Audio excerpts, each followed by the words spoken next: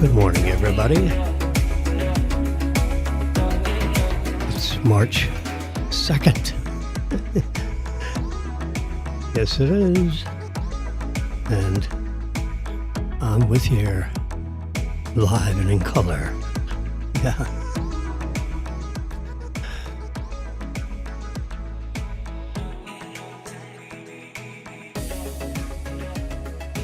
It's the early morning version of, hey, it's Jimmy. I'm live and in color. It's a dark color, but it is in color anyway. We seem to have a epidemic. See? There we go. Is that a normal? We wanted epidemic to be our background music, but we don't. We didn't want it to overshadow what I'm about to say. What am I about to say? I don't know. This is a crazy world out here. I was just scanning the channels, the early morning. This is the 4:45 a.m. version. Jimmy's here on live television. Yeah, it's a Simulcast between the three social networks. Can you believe it? It's simulcasting on three social networks at the same time. Would you believe? Facebook Live. What do you call it?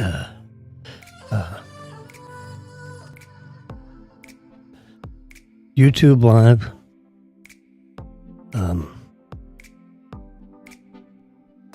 And Twitter Live. I'm never sure what to call that. X Live. I mean, that's nuts. You should go back to Twitter. Everyone knows it as Twitter. The only one that knows it's X is Elon, because I guess he is a little nutso. I don't get with all the X's. He has a kid called X. He's got some ex-wives. Maybe that, I don't know. I'll have to ask the internet. So what's with X? Anyway, it's Twitter. I'm going to call it Twitter until someone grabs me by the back of the neck and says otherwise. So, you know what?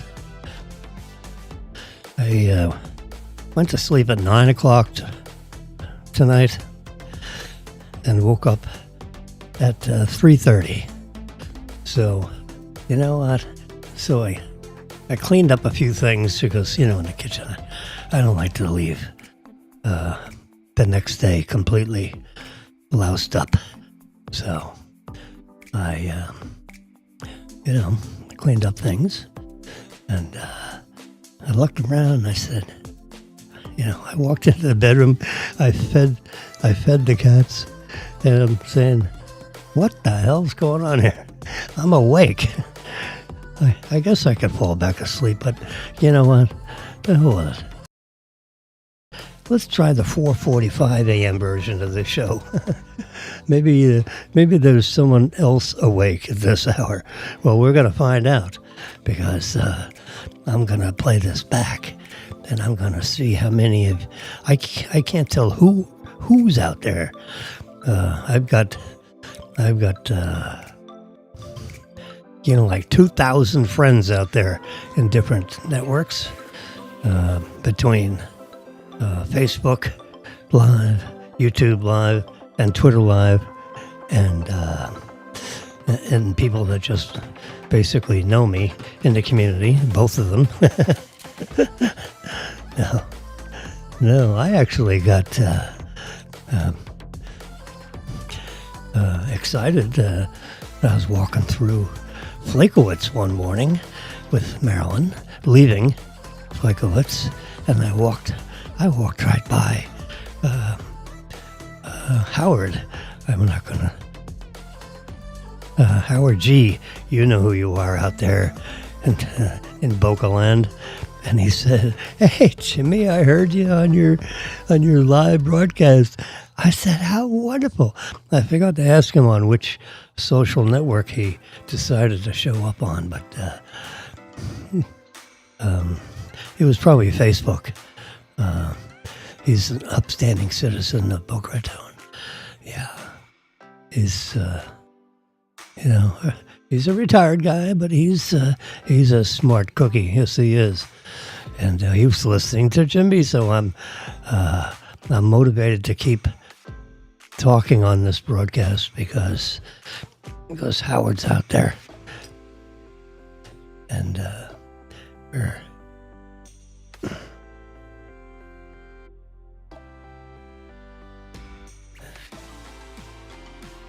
let's do. Yeah, that's better. I was just wetting my whistle here with a little early morning hot coffee in my 20-ounce stainless steel thingy. And I think I bought this one for $10. Yeah. What are you going to do? It's great. Instead of a nice little ceramic mug, I put it right here. You can see it splashing around there a little bit. Yes, sir. I got a thingy on it in case I throw it off my desk here. They call it a boom mic because if you touch it, it goes boom. Yeah. So keep your hands off it, Jimmy. Okay. The thing with the little blue light on here, I've got it turned down as low as it goes. Yeah. Like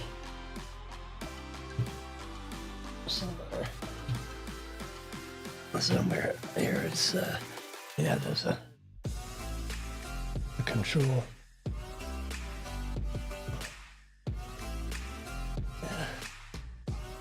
Let's go brighter. Down. Yeah, that's it. That's as low as it goes. We're talking about this little light, which means this one's active.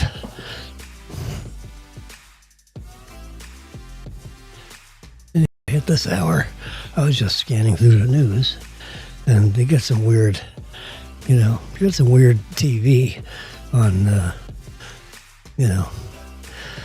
You got Laura, she's on there.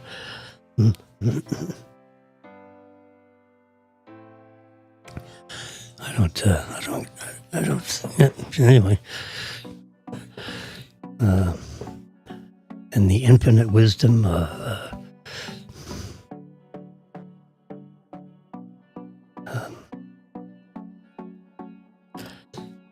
the people out there at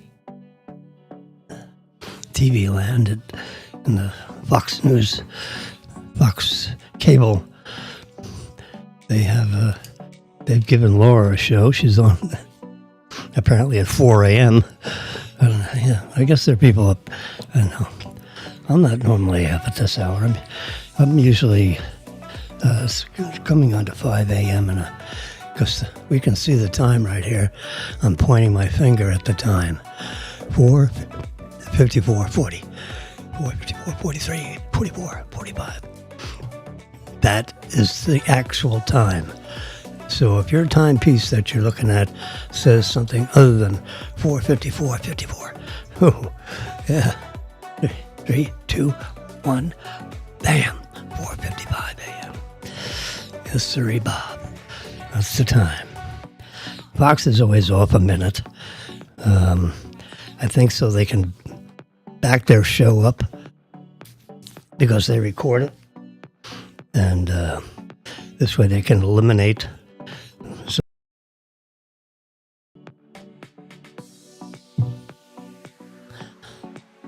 But we're not going to put up with that. I got this heel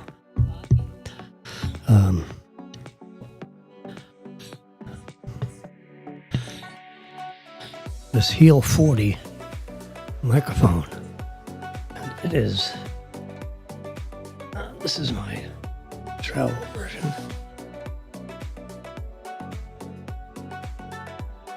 Heel PR40. It has unbelievable tonal qualities. Deep. How deep can you go? That's about as deep as I can go. Yeah. Without turning on some crazy sound effects, which I'm not going to do. Because that gets real weird. There is a sound effects on this thing. On my soundboard over here. Which, generally you guys can't see. So I start ripping stuff apart here. Yeah. I'd have to click on. Let's see if I can do it. Just for the heck of it. You guys are just sitting back and watching, right? You don't mind if I turn the FaceTime camera on? Let's give it a shot and see what happens.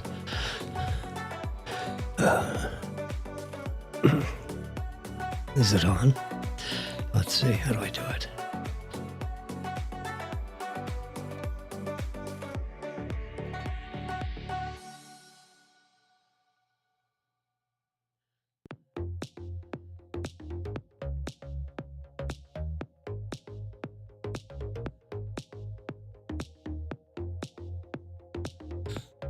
I'm here. I'm just, I don't know. It says, do I want to disconnect it? No, I don't want to disconnect it. One more minute here. Don't go away. Would that be camera B? No, that's camera B. Let's try camera A. I'm looking at selections that are available through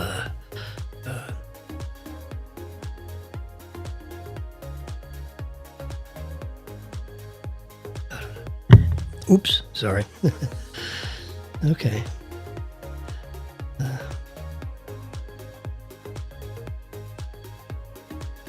Sorry about that, sports fans.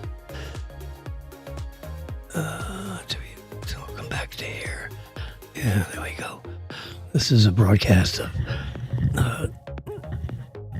there are three of us here. Me, myself, and I. Me is working the soundboard. Myself is working the TV board here. And myself is the talent, in quotation marks. The crazy guy that's talking. Yeah. March 2nd. It's Sunday. Oh my God. Yes, sir. Yeah, there you go. See? 4:10 a.m. I woke up from the couch. I was sleeping on the couch. Can you believe it? And I was wondering how come it's so uncomfortable sleeping on this couch. I just slid all the way down. You silly boy. So I got up, of course, and went to the bathroom to, comb my hair. Both of them. And I looked at the time, and it said 4:10 a.m. Are you kidding? So I, did the hurry up and, relieve yourself, so forth. You get in bed where you belong, you dummy. And I got in the kitchen and I looked in my little office suite here and saw my stuff laying here, all dark and off. I figured, you know what? I'm awake. Let's wake up all this stuff. And all my computer says sleep. Sleep mode. I said, there ain't gonna be no sleeping around here, God darn it. Yep, there's another one that says sleep. No, there's not gonna be any sleeping going on here. So, anyway, we're gonna move on here to, so here, oh boy, here's something that's getting a little, I have a friend of mine that, I've got two friends of mine. One's a sister-in-law, and one's a business friend, associate. Did a lot of financing with this gentleman. And they both have Teslas, and they both paid money for the full self-driving. Okay? And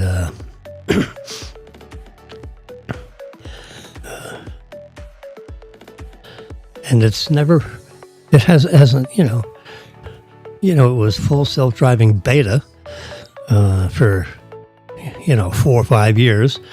And then they changed beta to full self-driving supervised. And when you get a Tesla, you got a choice of paying, I believe, $8,000, I'll show you. I'm going to show you right now. So I'm going to hit the Tesla thingy, and this is my car. This is our car, and you see it's hooked up to the charger. The little green hose thing you see there is not moving because it's charged. It's charged. I got to set it for 91%. They say you shouldn't fill it up to 100% every day because the batteries don't like that. So we want to be friendly with our source of energy. So we'll charge you up to 91%. Because I've read that these batteries do fine at 91%. And don't get below 90%, and don't get below 10%. Because the batteries don't like to be totally discharged.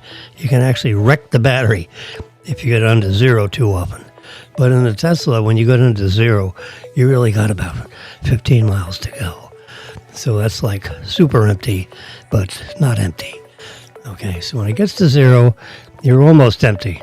Someone decided to drive the Tesla past when it gets to zero and keep on going. And they had someone riding behind them. This was somebody out in, I think, Colorado or California. I think both. So you had two different guys. And they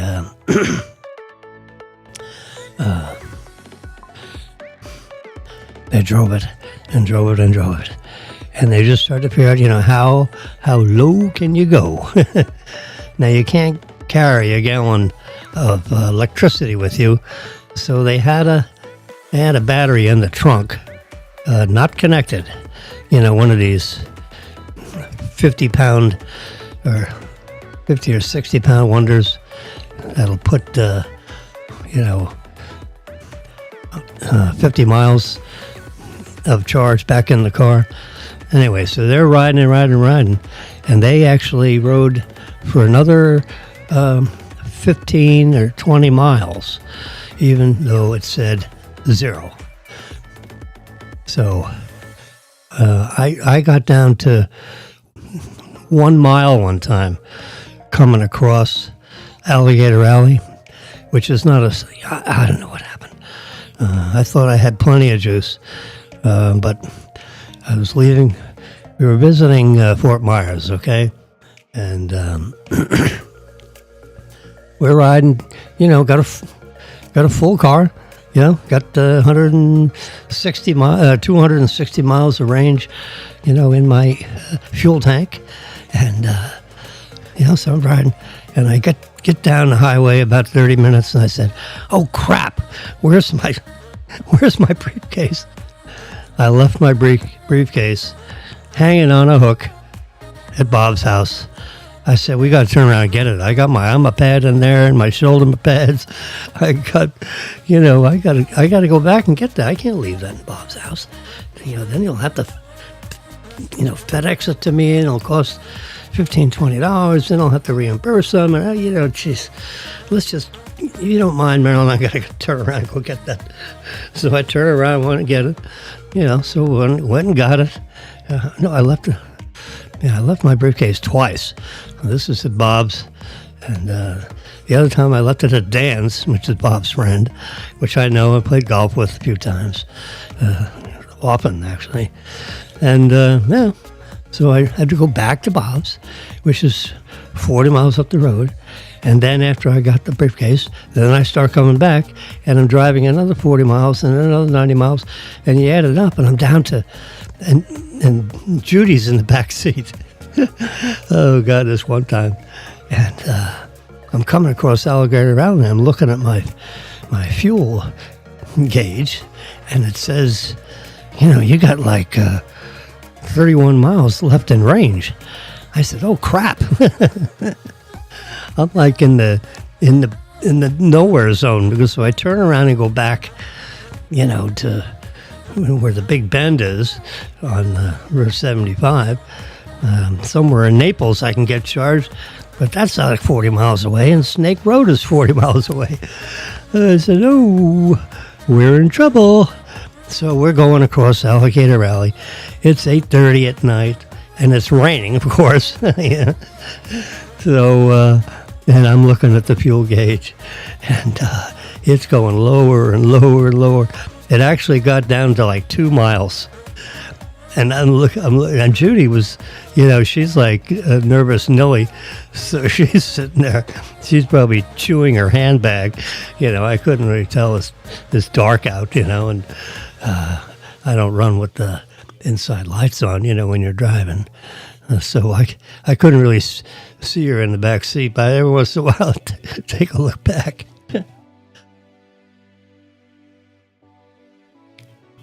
And Marilyn, she said, well, Jimmy, how do you think we're going to do? I said, I don't know.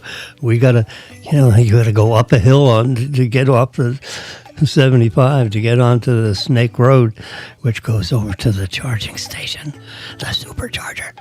Anyway, so I'm doing that. And by the time we got to the supercharger, it got to like 1 mile.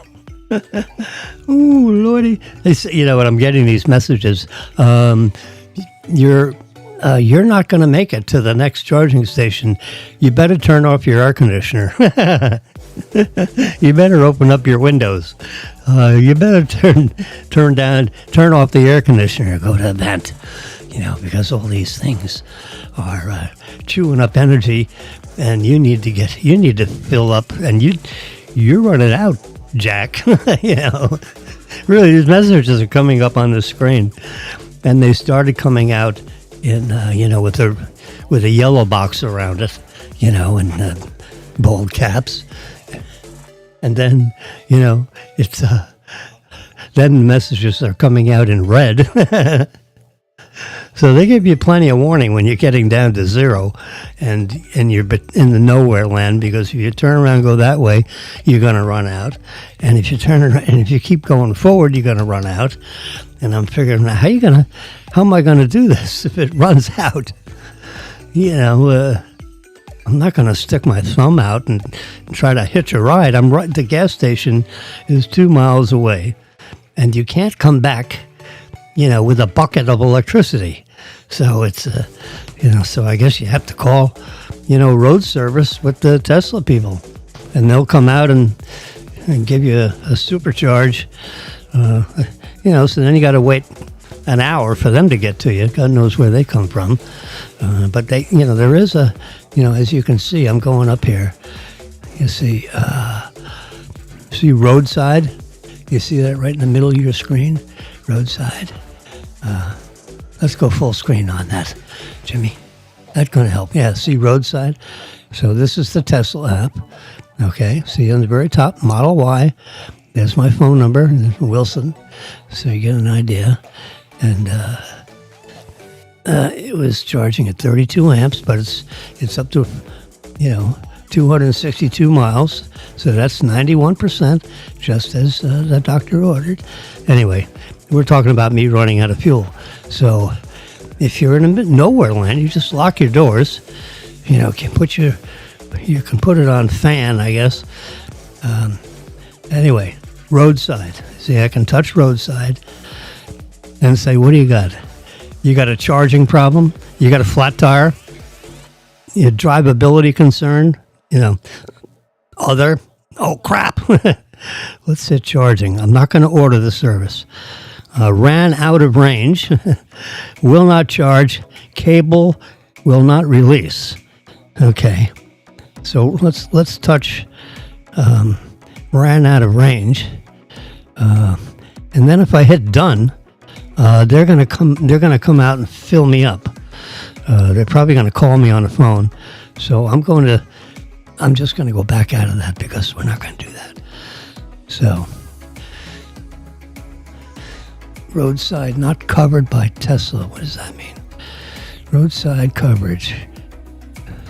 This issue isn't covered under warranty, and this service will be at your expense.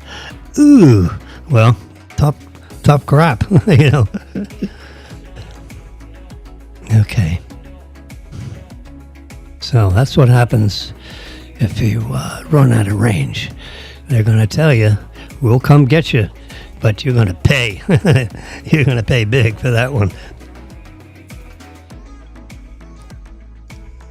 Yeah, that's not a warranty item. That's a stupid item, and they're going to charge you. And let's do one other thing, roadside. Okay, let's try flat tire. Test the wheels and tires. So, you know, if I hit, they'll help you with your tires because they're not supposed to go flat. But we're not gonna order the service. Okay. Roadside covered by Tesla. Let's see. I don't get a message there, so that's a good thing. So if you get a flat tire, folks, with Tesla, they're going to come out. They're going to do something with your tire. If it's got a big rip in it or something or other, like a sidewall, you need a new tire. If you picked up a nail, question is, will they plug it, or will they cause you to get another tire? Which that's about $450. You know, and I think there's some kind. I don't know what kind of tax there is on a tire. You know, whether the state of Florida sticks it to you with that. I don't actually. I don't know. I haven't. I've never bought a tire with Tesla. I drove the other one 3 years, and it was like 19,580 miles or something. It was just under 20,000, 3 years. So that's like 6,500 miles per year. You know, so that's pretty much as low as you can go. I had a 30,000 mile lease, but only used 20,000 miles. So they got a car with 10,000 miles of, that's called an under mileage car. Yeah, that's to the benefit of, like, if they took the car back and wholesaled it, that'd be good. They'd be able to sell this car big time when I turned it in, if it's 19,000 miles, even though it was a 2001 model. This is, you know, like a year ago. Anyway, after 3 years, Tesla invited me. The lease was a June, you know, June of 2001, so June 2004, okay, that would have been a turn-in. So about 90 days before, 80 days, something like that, before I was going to turn in the car, I got a call from Tesla, would you believe, a text message. It says, "Hey, Jimmy, would you like to turn your car in early? We'll pay the last 2 months of rent, lease, yeah, and we'll give you 500 miles worth of wear and tear credit, you know, instead of just wear and tear, and you pay, you know, for extra wear and tear, and, you know, they allow you a couple of dings, you know, as long as you can cover it with a credit card." Marilyn's already got a ding in the back. She backed into someone's trailer hitch, and bam, it put a little dent in the back of the trunk thingy, you know, that lifts up. And it didn't dislodge the, you know, it just put a little dimple in it's aluminum, I think. And so the you know, the back tail thing, comes up. So it didn't dislodge it so much so that, the back thing wouldn't go. I said, well, does the back thing go up and down? She said, well, I didn't check. I said, well, don't check. If it's down, leave it down. And when you get home, I'll open it up and connect it up to the charging receptacle. And, we'll just leave everything the way it is. Yeah. So, anywho, that's the end of that story. Yeah, so, anyway, I just wanted you to know, and so you can see my mileage now. And I've been driving it for 11 months, and we got 6,397 miles on this one. Yeah. I'll tell you what, the difference between the 2001 model and the 2004 model, same car, same, there really isn't any options. You can get the super duper, you can get the 21-inch wheels, which are nice. But I'd rather have the 19-inch wheels with more rubber. I'm not a big fan of having the real skinny performance tires. Really. Am I worried about getting, a super fast performance and 0 to 60 in 3 seconds? Or 3.4 seconds. That's pretty good, for a SUV that weighs almost 5,000 pounds. Boy, when you push down on that accelerator pedal, now that's the performance. I have the non-performance one, and it's 0 to 60 in 4.5 seconds.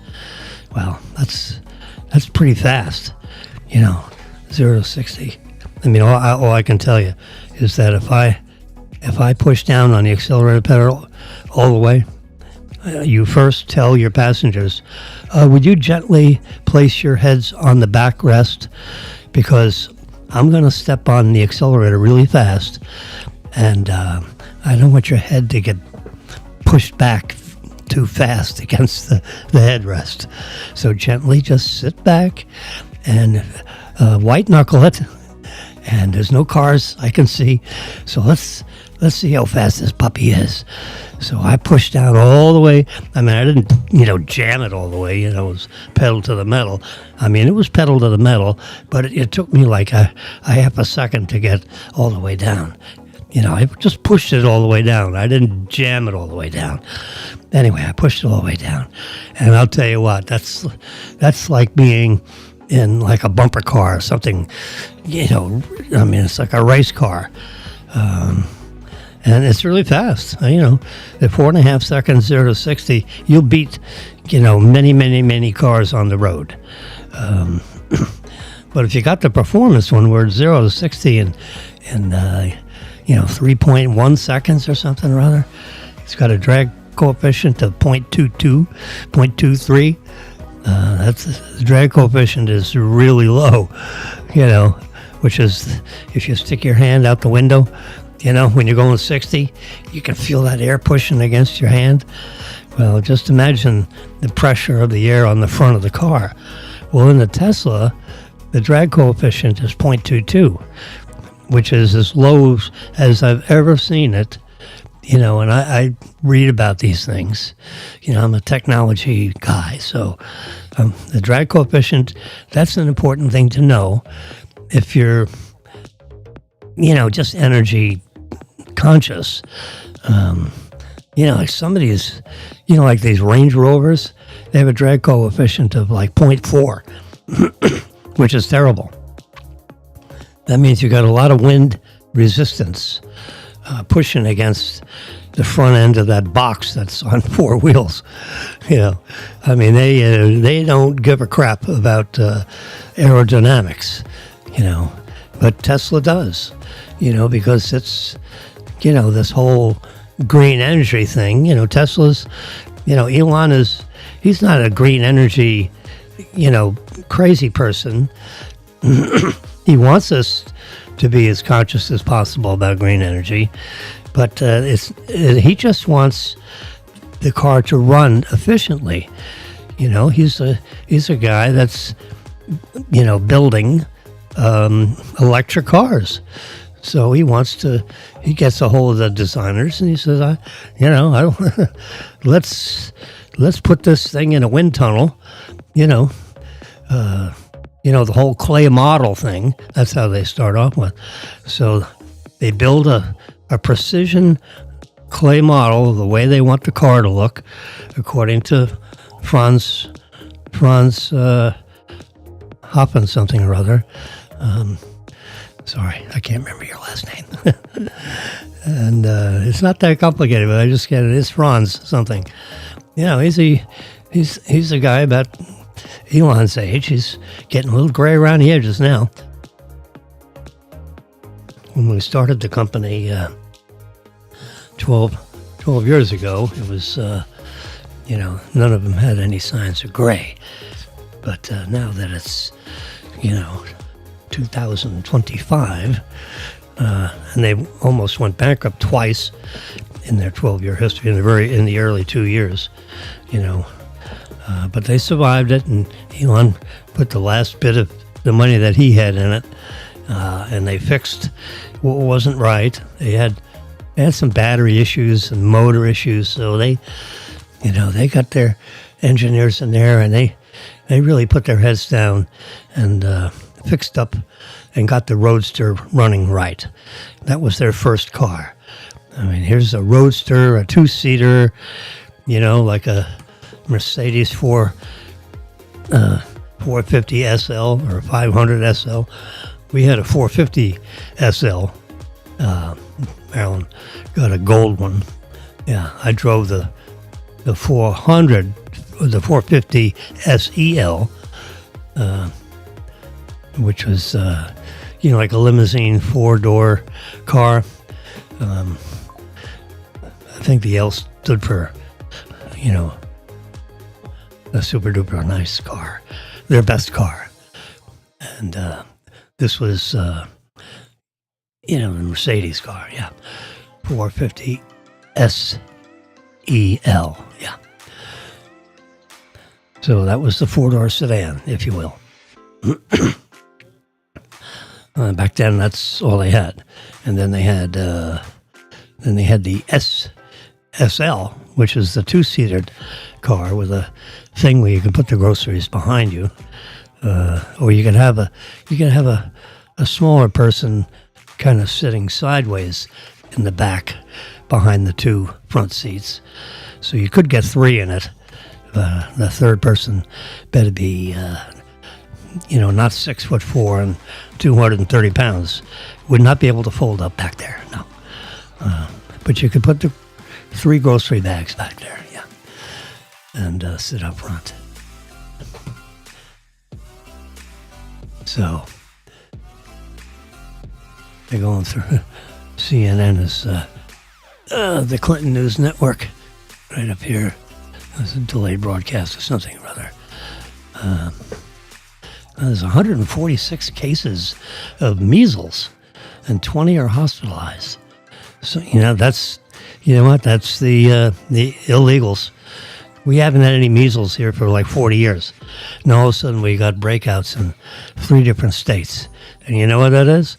That's people that jump the border, and they go to a 7-Eleven and they cough on something, and then the next person comes in there and they pick up the same bag of Cheez-Its or whatever, and then they get sickness that the person has, or someone coughed on somebody, or I don't know how measles gets spread, but it's these illegal aliens that haven't been vaccinated, and they got illnesses that we haven't seen. You're probably going to see some polio coming out there, but you can get injected for measles. But if you already have it, I guess that helps. The first dose is 93% effective. They're saying right up there. You're probably not going to be able to discern that. And this is a delayed thing, so I'm not violating copyright. Yeah. It's not live. But I'm live. Yes, sir. Oh, wow. It's 5:25 a.m. Let's get rid of this and go back to and we'll go here. We can watch the slideshow. Yeah. This is Flipboard. In case you've never heard of Flipboard, this is it. So the way I explain it is, let's say you got a handful of periodicals over here. And what's here? We got the Wall Street Journal. We got the New York Times. I live in South Florida, so I want the Palm Beach Post. And I want the Miami Herald. And the Sun Sentinel, which is the Fort Lauderdale. So that way I cover all three major cities in Florida. I'm not going to get the Tampa Tribune. I would have gotten that if I was in Tampa. But now that we're over here, we lived in Tampa for 10 years. I loved it. Oh, yeah. I was very prolific in the lending business. Yeah. And worked, for the 20th largest bank in the country, Southeast Bank. And I was the new guy. And Southeast Bank is a big old stuffy commercial bank. They had all kinds of systems and things, but they were, Barnett Bank was the consumer-friendly bank, the retail bank, if you will. And Southeast Bank, they tried to be a retail bank, but they were really a stuffy commercial bank, with, everyone wore, gray pinstripe suits and, blue ties, red ties. You couldn't wear wild ties. You're a gray suited, which is really not my thing. But, there was this job, and I got emotionally upset because Bob Curtis was going to come to Tampa, and he was going to take me with him. And we were all set to go together. And, they hired him, and then he'd hire me, like, right away. And then I'd move to Tampa, and and everything would be hunky-dory. And then Bob backed out and didn't go with Southeast Bank because the chief people at Royal Trust in Canada got a hold of Bob on the phone and said, how about if we do this for you? And how about if we do that for you? We'll give you your full retirement. You'll get a pension from Royal Trust. And Bob called me in his office and said, Jimmy, guess what? I said, this is like 90 days ago. He was going to Tampa. He announced his return, his retirement from, or that he was quitting Royal Trust. And now we're like in the magazines and in the newspapers, they're advertising that Bob Curtis, my boss, is coming to Tampa to run the Tampa region. And, oh my God, what a deal. And so he'd report directly to, not Jim Budd. It would be Carl Palmer, Jim Budd's boss.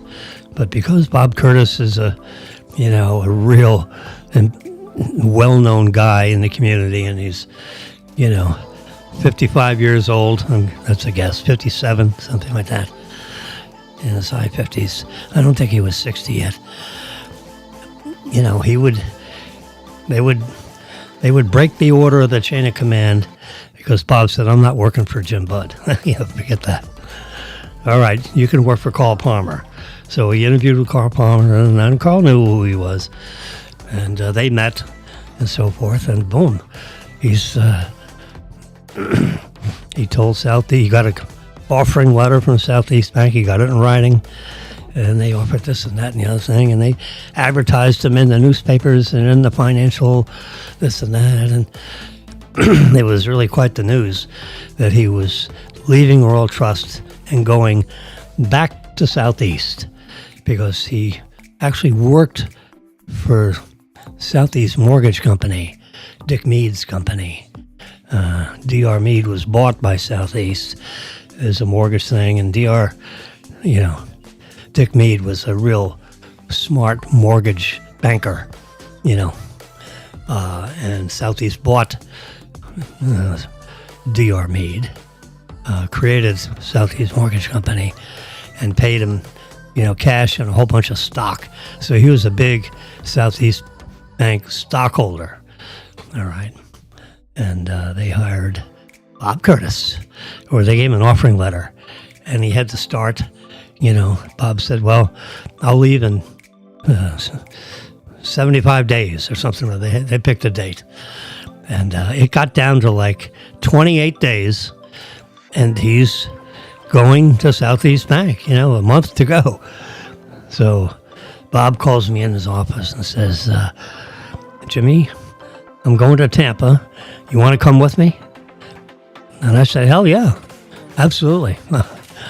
Count me in. So Marilyn and I had a couple of cocktails, and somewhere in Miami, downstairs, at the Hyatt Regency Hotel, which was in our office building, or the adjacent office building. And you could just go down this big escalator. It was a big Tampa project where you had like a 40-story office building attached, with a, where you're inside, and you go down an elevator, and then you walk and go down an escalator, and then you walk out, not outside, but walk over to like a little mezzanine area, and you come around to the left, and you're in the Hyatt Regency Hotel. Yeah, wow.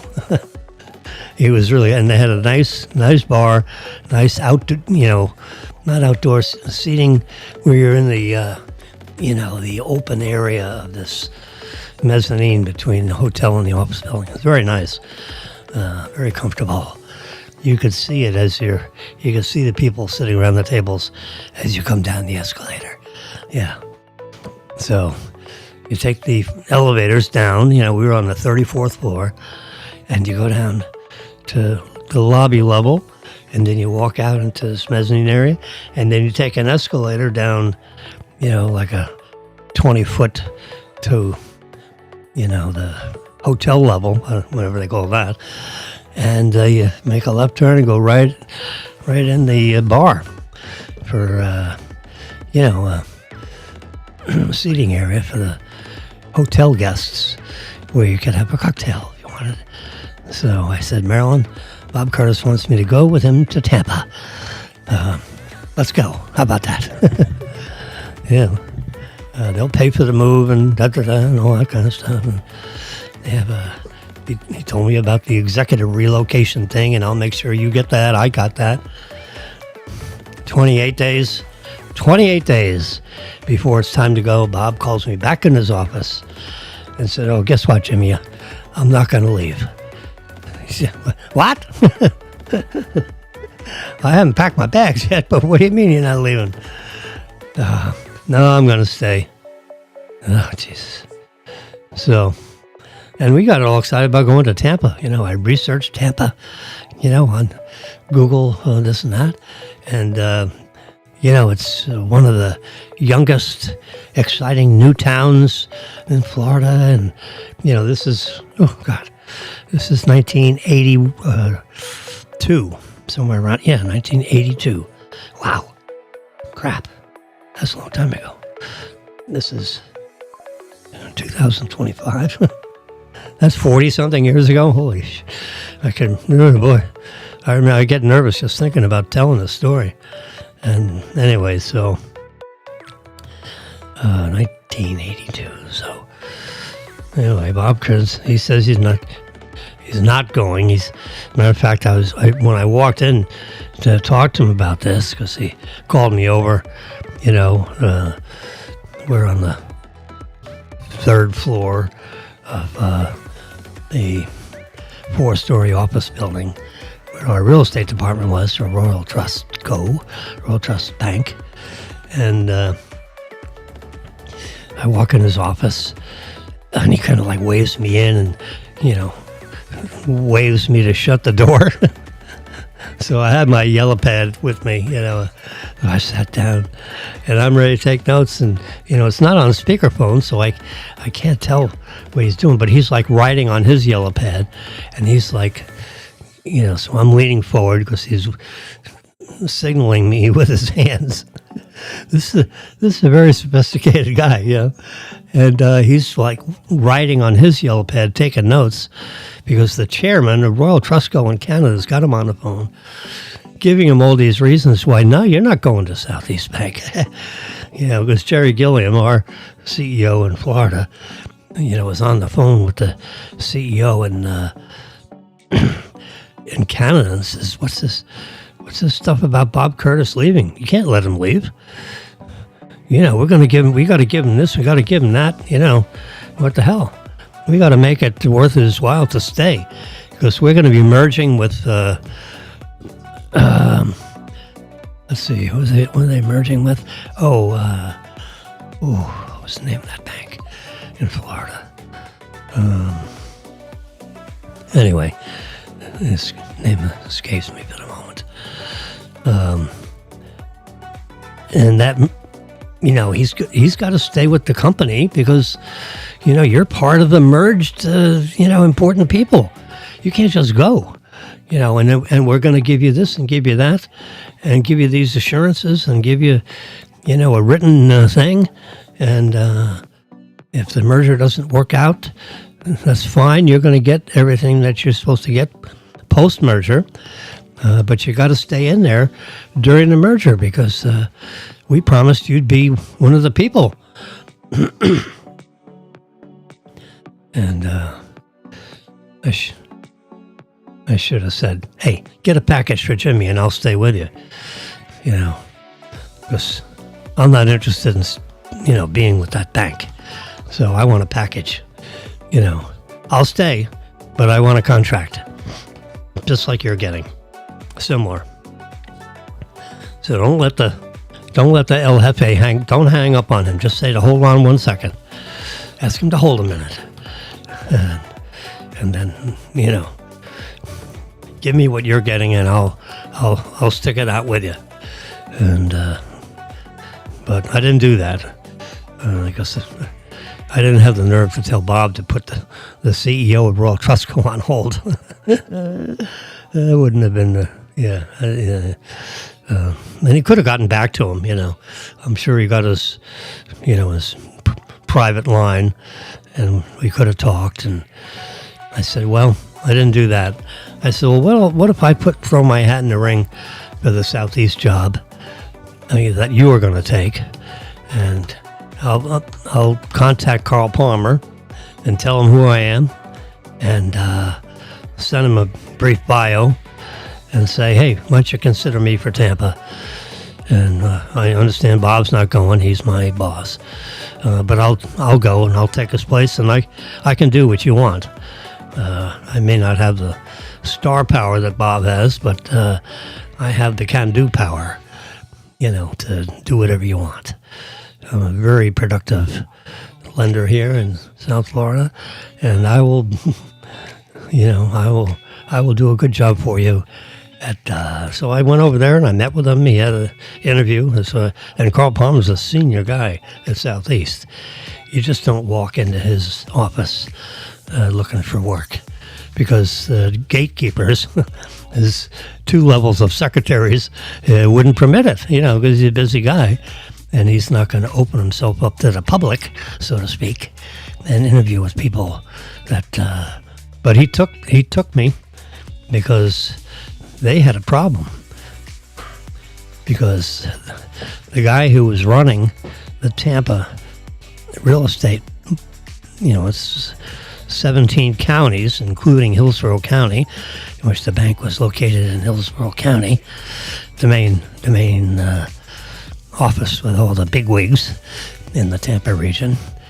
And that west, in 1982, that west coast was like that was like going, that was like a shootout at the OK Corral. When you go west, you really were kind of like going west. when you're in the West, Tampa was a new up and coming, and I tell you what, I got over there, and I dealt with people that Southeast Bank would wet their pants to get a hold. They were trying to finance Edward DeBarlo for 25 years, and they couldn't get in the front door of Youngstown, Ohio. I don't think any of them ever went to Youngstown, Ohio. But, I met Edward DeBarlo in a cocktail lounge called Malio's, and he gave the Malio twin brothers $1 million, essentially an interest-free loan. It was like at 1% or something. It was a below market loan, so I'm sure the IRS would have charged him up, to what the real interest rates should be for that kind of a loan. But anyway, he loaned him, $1 million to go, take control of this building in the Tampa marketplace on a major highway in Tampa, just a few miles from the airport and a few miles from the downtown, the real city center, and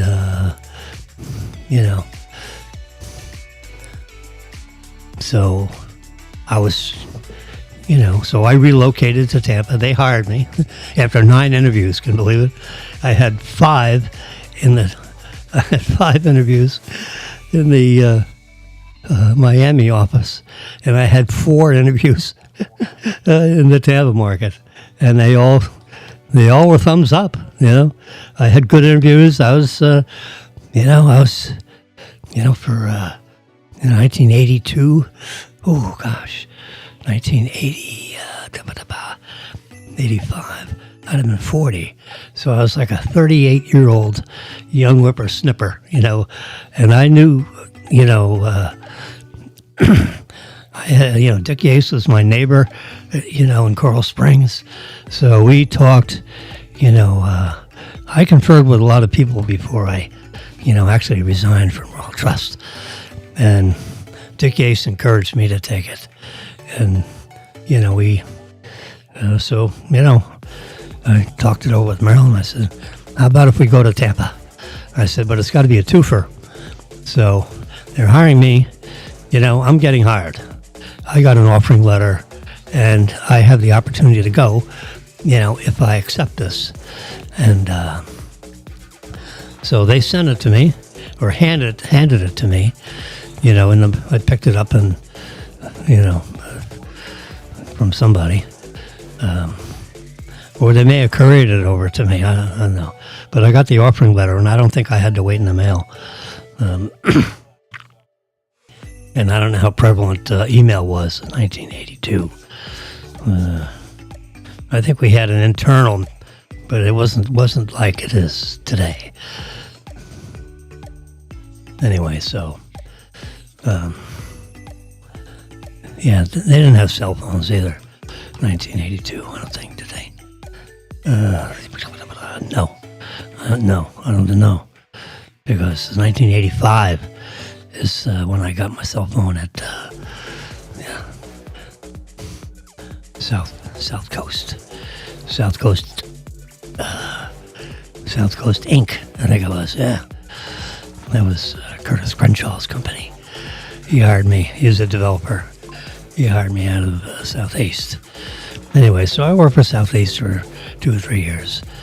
And then Crenshaw wanted me to do XYZ. And that was, he'd make me a partner and all that stuff. So I finally, that was that.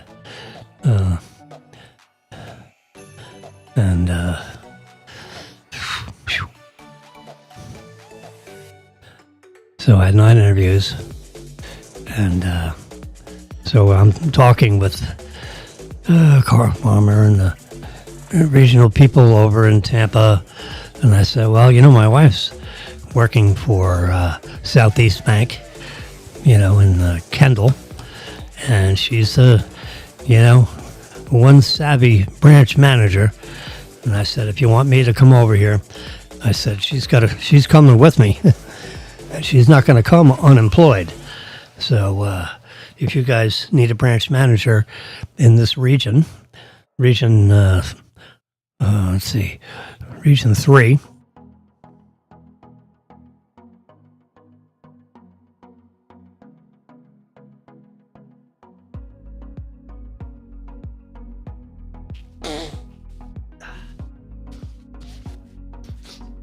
excuse me while I blow my nose. Didn't want to blow the microphone apart, so I turned the volume all the way down. You could see me blowing my nose, but you didn't have to hear it. Yeah, I don't even want to hear it. Anyway, so Southeast Bank, and guess what? They hired Marilyn as a branch manager in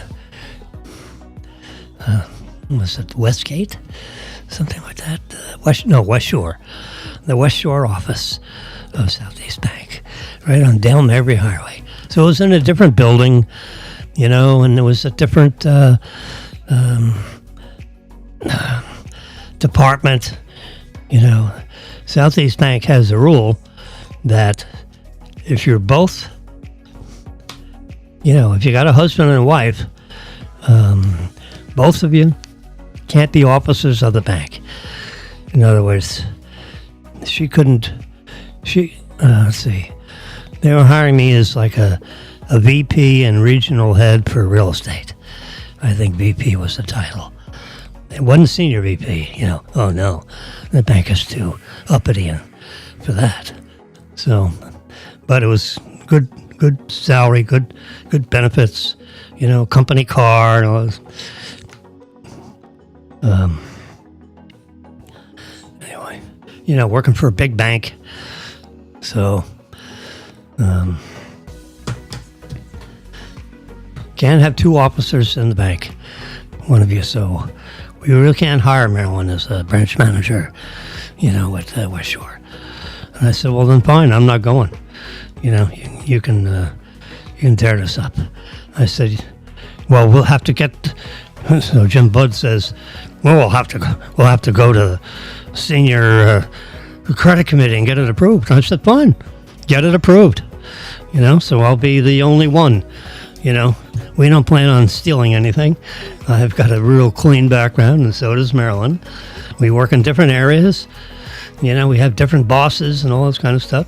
It's not like we're in the same department. I'm doing, $20 million office buildings, and she's doing home loans. So how's that going to be a conflict? So Jim Butt says, well, I guess I'll have to go to the... I said, yeah, that's exactly right. So go do it and get back to me. Otherwise, I'm not coming. And this is after I had 9 interviews and everyone said, fine, we like Jimmy. Oh, boy. So I told Bernie Bischoff. Says, don't even try to get friendly with him because he's a this and he's a that and he's a tough guy.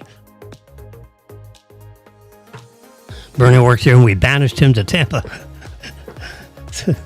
It's like they put him in prison out here. Tampa was it's a marvelous place. Whew. I mean, there's a lot of pressure. What the hell?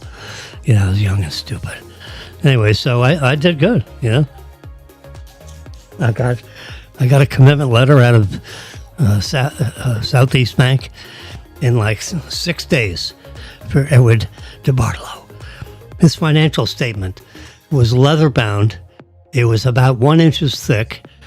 It was, financial statement number 73 or something like that. Really, it had 73 on there. I said, Mrs. Barlow, what's this 73?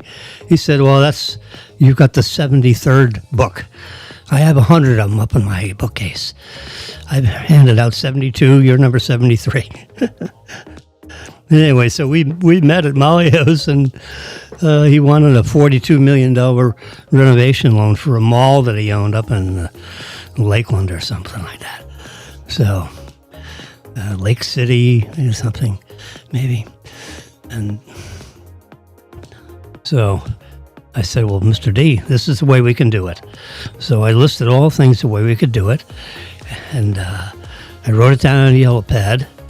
And I made a copy of it.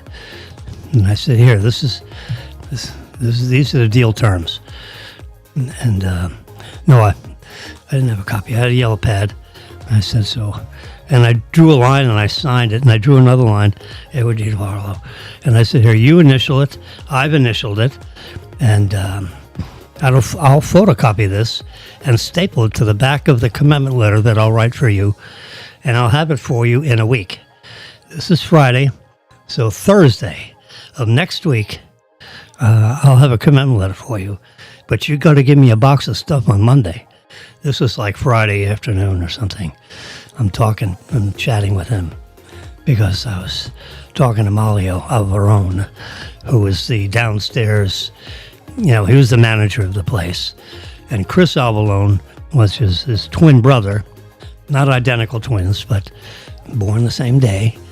They look different, they're fine young men. And, my age. They got $1 million loan for the Barlow. They both lived in Youngstown, Ohio, moved down here. And Mr. D said to those two guys, he said, I have a lot of activity in the Tampa area, and I fly in there all the time. I'm there like once a week. So, let's open up a nice place, in Tampa. And I'll give you $1 million so you can do the interior improvements and make it nice. And every week I'll be there having cocktails with you instead of, people, that I don't really know in Tampa, hotel people. So they took them up on it and they opened up, like a nightclub kind of a thing. And the place is called Malio's, last name is Alvarone, but Malio's. And Malio's is written in red, on the building. It's a nice place, You could smoke at that time in the place. So you had, it was like smoke-filled room. It was a big room, probably total of 8,000 square feet, 6,000 foot restaurant and kitchen area. And, like a, let's say 2,000 square foot, cocktail lounge where you could eat, tables in there, and you could eat around the bar. There's a big U-shaped bar. Yeah, nice. Like a 21-seat bar.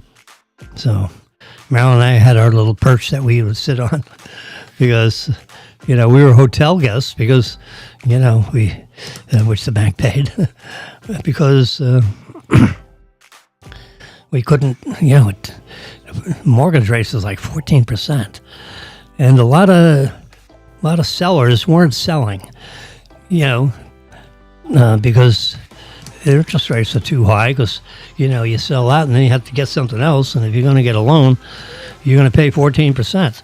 Now, I got a special deal with Southeast Mortgage Company where I would pay 60% of the going rate. So my rate at 60% was like 8.3%. Can you imagine? 8%. Oh, crap.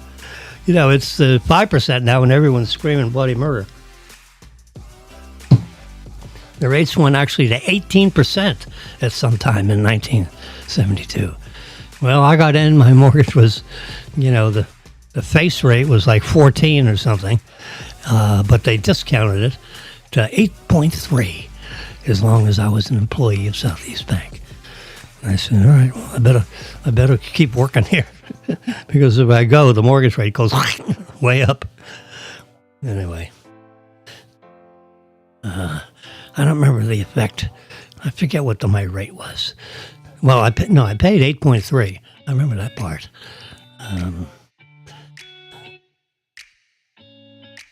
Maybe it was 8 and I paid 6. I don't know.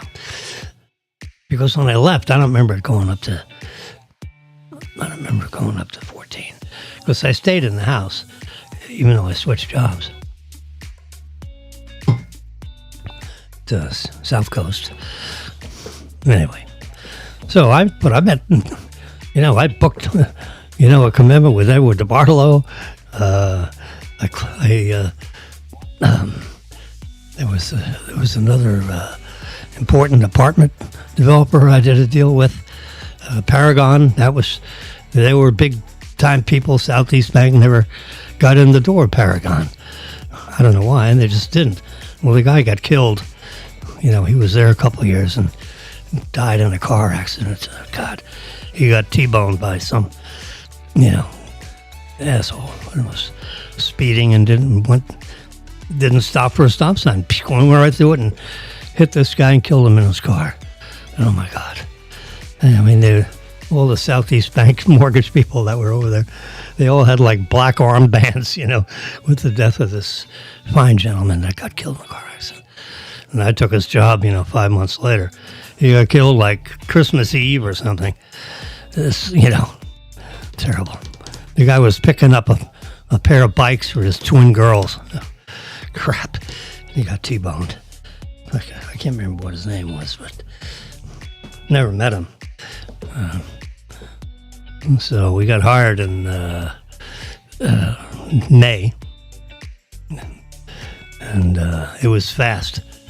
I had 9 interviews in like a week and a half, and I had to meet with the regional people in Tampa because I wouldn't go unless they hired Marilyn. So we had to go to Tampa, and she had 2 interviews or 2 or 3 interviews, and that was, so.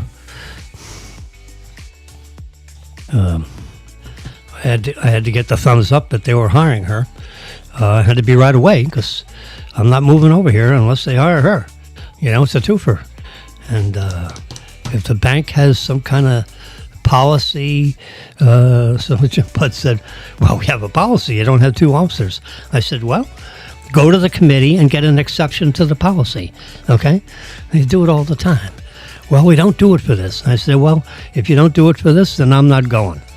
So you got a choice. Take it to the committee and see what they say. She's not working for the mortgage department. We're in total separate units. There should not be a problem. And I'm not getting unmarried. And I'm not going to take the job unless because she's got a job at Southeast Bank right now. And, she's going to go from one bank branch to another. We're not going to fire her and hire me.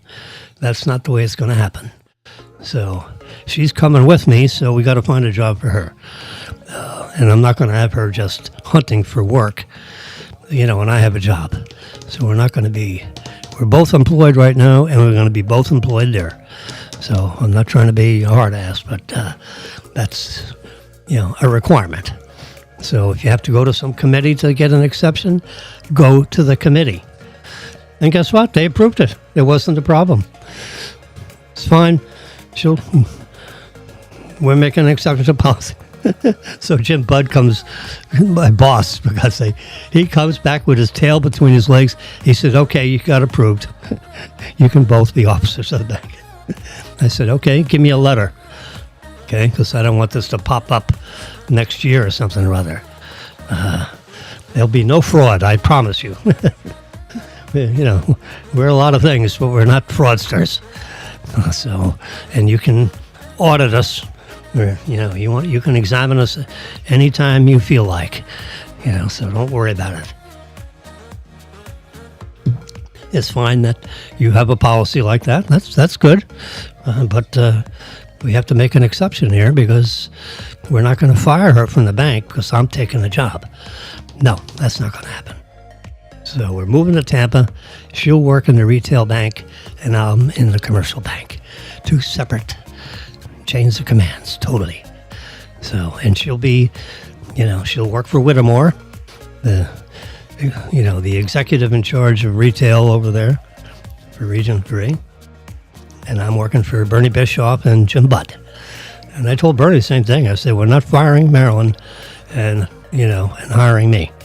And he met her, at a cocktail lounge in downtown Tampa.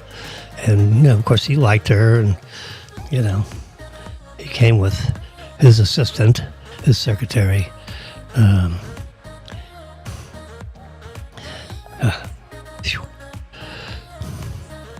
Joanna and Joyce.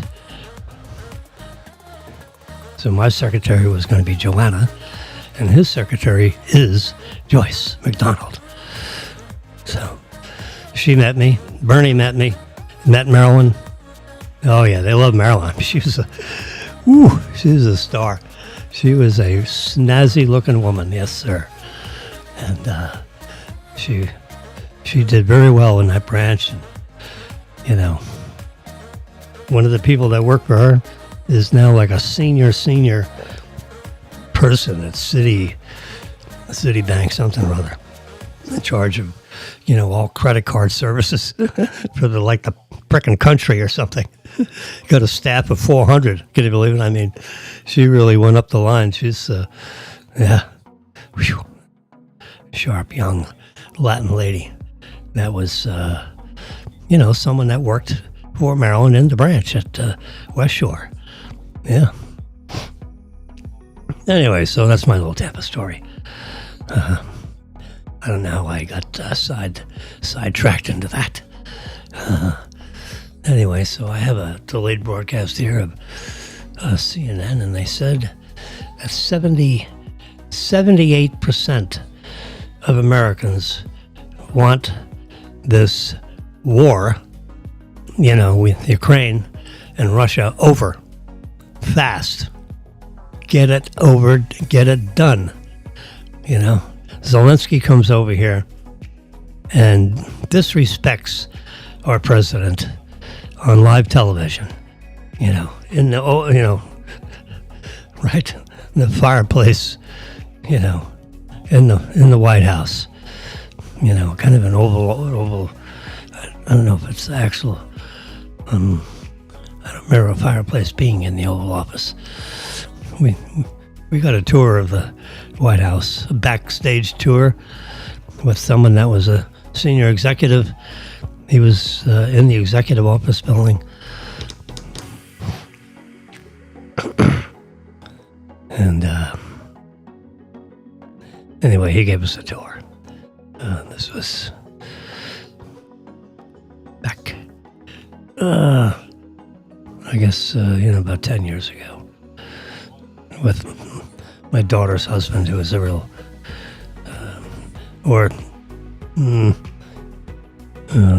boyfriend. Yeah, boyfriend. She was divorced from JPJ. That was his initials. My favorite son-in-law. Wonderful young man. Oh, my God. I remember telling her and JP and Marilyn, we were sitting having, breakfast together. We were staying at their house. Nice house in Springfield, Virginia. And I told Robin and JP, I said, this is the finest son-in-law I could have ever dreamed of. I said, I mean, it's wonderful that you're married and all that. And, not that I have anything to do about it. It's all, Robin makes her own decisions, of course.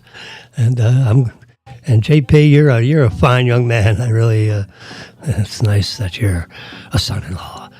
I remember just saying it, what the heck? That's the way I felt. Anyway, so when she was divorcing him after 15 years of marriage, I think, or 5 years of dating and 10 years of marriage, I don't know, I forget which, but they were together a long time. And boom, all of a sudden she gets a wild hair. I don't know, she just, the two of them just, separated psychologically and every other way, and they ended up getting divorced. God damn it. I was really upset with that. I was just, what am I going to do? I'm the father of the daughter, Meryl and I were both upset about that, but you try to talk to him and coach him, and I mean, there was no talking her out of it, that's for sure. She's pretty strong-headed like I am. But anyway, so Zelensky comes in, and in the White House at the fireplace, where they both sit in these yellow chairs with the fire burning behind them and all this stuff, and the news media's there, I guess it was in. I guess it is in the Oval Office. Opposite his main desk, on that opposite wall. I guess there's a fireplace there. I didn't kind of look over that way. I was looking over towards where the desk is, where the president sits, and you weren't actually out of. You weren't actually. We had a private tour. He said, "No, you can't walk in there." He said, "I can open the door and you can look in. You can bend over and look in, but you can't step. Because if you step inside there, they're going to be Secret Service guys grabbing you, throwing you out of the building. So we don't want that."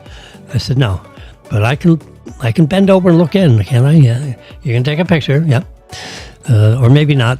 I don't think you can take a picture." Anyway, so we got this backstage tour. It was, Saturday night or some evening. It was like in the afternoon on the weekends, where no one was really in the White House at the time. And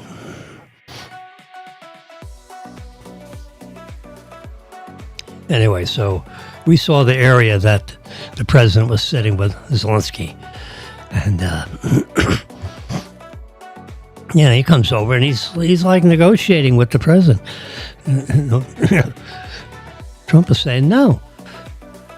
He says, "I want you on my side." I said, "No, I'm not on your side. I'm not on their side. I'm on the American side." Okay? I'm part of the America First policy. So I'm the judge. I'm the umpire. You got your interests, Russia's got their interests, and I'm the umpire. Okay? And I want the war over. Okay? Period. You're both going to have to settle. You're going to have to, meet and settle this. You may have to give up stuff. Russia's going to have to get out of stuff. They're going to have to give up some of the property they have conquered you in and destroyed your cities. And they're marching, and they'll continue to march, and they'll burn through people, and you're going to run out of people because you don't have anything. You don't have any. I mean, we've given you, my stupid predecessor, gave you $350 billion, which, you squandered on this war, and you're not going to get another $350 billion. I'm telling you that right now. And I'm not on your side, and I'm not on their side. I want the war stopped. So, and he's like negotiating with Trump, with all the media in there. And, and they're both waving arms at each other. And the ambassador for Ukraine is sitting down like this, holding her head between her legs and saying, "Oh, crap. What is this jerk doing?" We're a big powerhouse, and they're getting pummeled by Russia. Now, the Ukrainians are tough cookies. Russia is supposed to stampede in there, and the Ukrainians are supposed to, basically give up the country, like right away in 3 days. It'd be a 3-day war. Well, that's not what happened. It's 3 years later, and they're still not doing it, and we're providing armaments, and we provide, X number of F-16 jets and all kinds of artillery shells, thousands of them, and hundreds of, JDAM missiles and, surface-to-air missiles. And, Biden was kind of dribbling it out to him. Congress would approve it. But, they didn't give him enough, fast enough, where they could have beaten back the Russians. They dribbled it out. Even those over 300 billion worth of stuff. They ended up, by the time Trump got in there, they got actually, like 130 billion worth of stuff. They never got the 350 billion because Biden was delaying. Congress approved it, but the White House, dribbled, the stuff over to Ukraine way behind schedule. They're a year behind. what Zelensky wanted. So, other countries in Europe gave him stuff, so he could continue to battle it out with Russia, with basically all Ukrainian armed forces. But when he met with Trump several days ago, even it was so egregious. Even the vice president, who's sitting, on Trump's left side, and Zelensky is sitting right next to, Trump in the White House. With the fireplace was not lit. It was on Friday, and he expected the USA to get on Ukraine's side, and then the USA and Ukraine would fight Russia. He says, Trump says, no, I'm not going to be part of your war. No, don't even think it. It's not going to happen. I want this to end. I'm not going to get on your side, and the two of us are going to fight Russia. That's not what this is all about. So I'm going to give you, we're going to have this mining arrangement where I'll provide up to another 100 billion worth of, but it's not a gift, because I'm going to secure the 300 billion we already gave you with the 100 billion I may give you, and it's going to be a mining deal. Okay.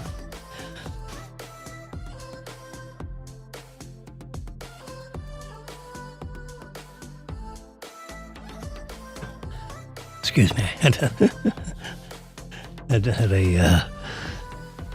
Had another blow the nose thing. I don't know.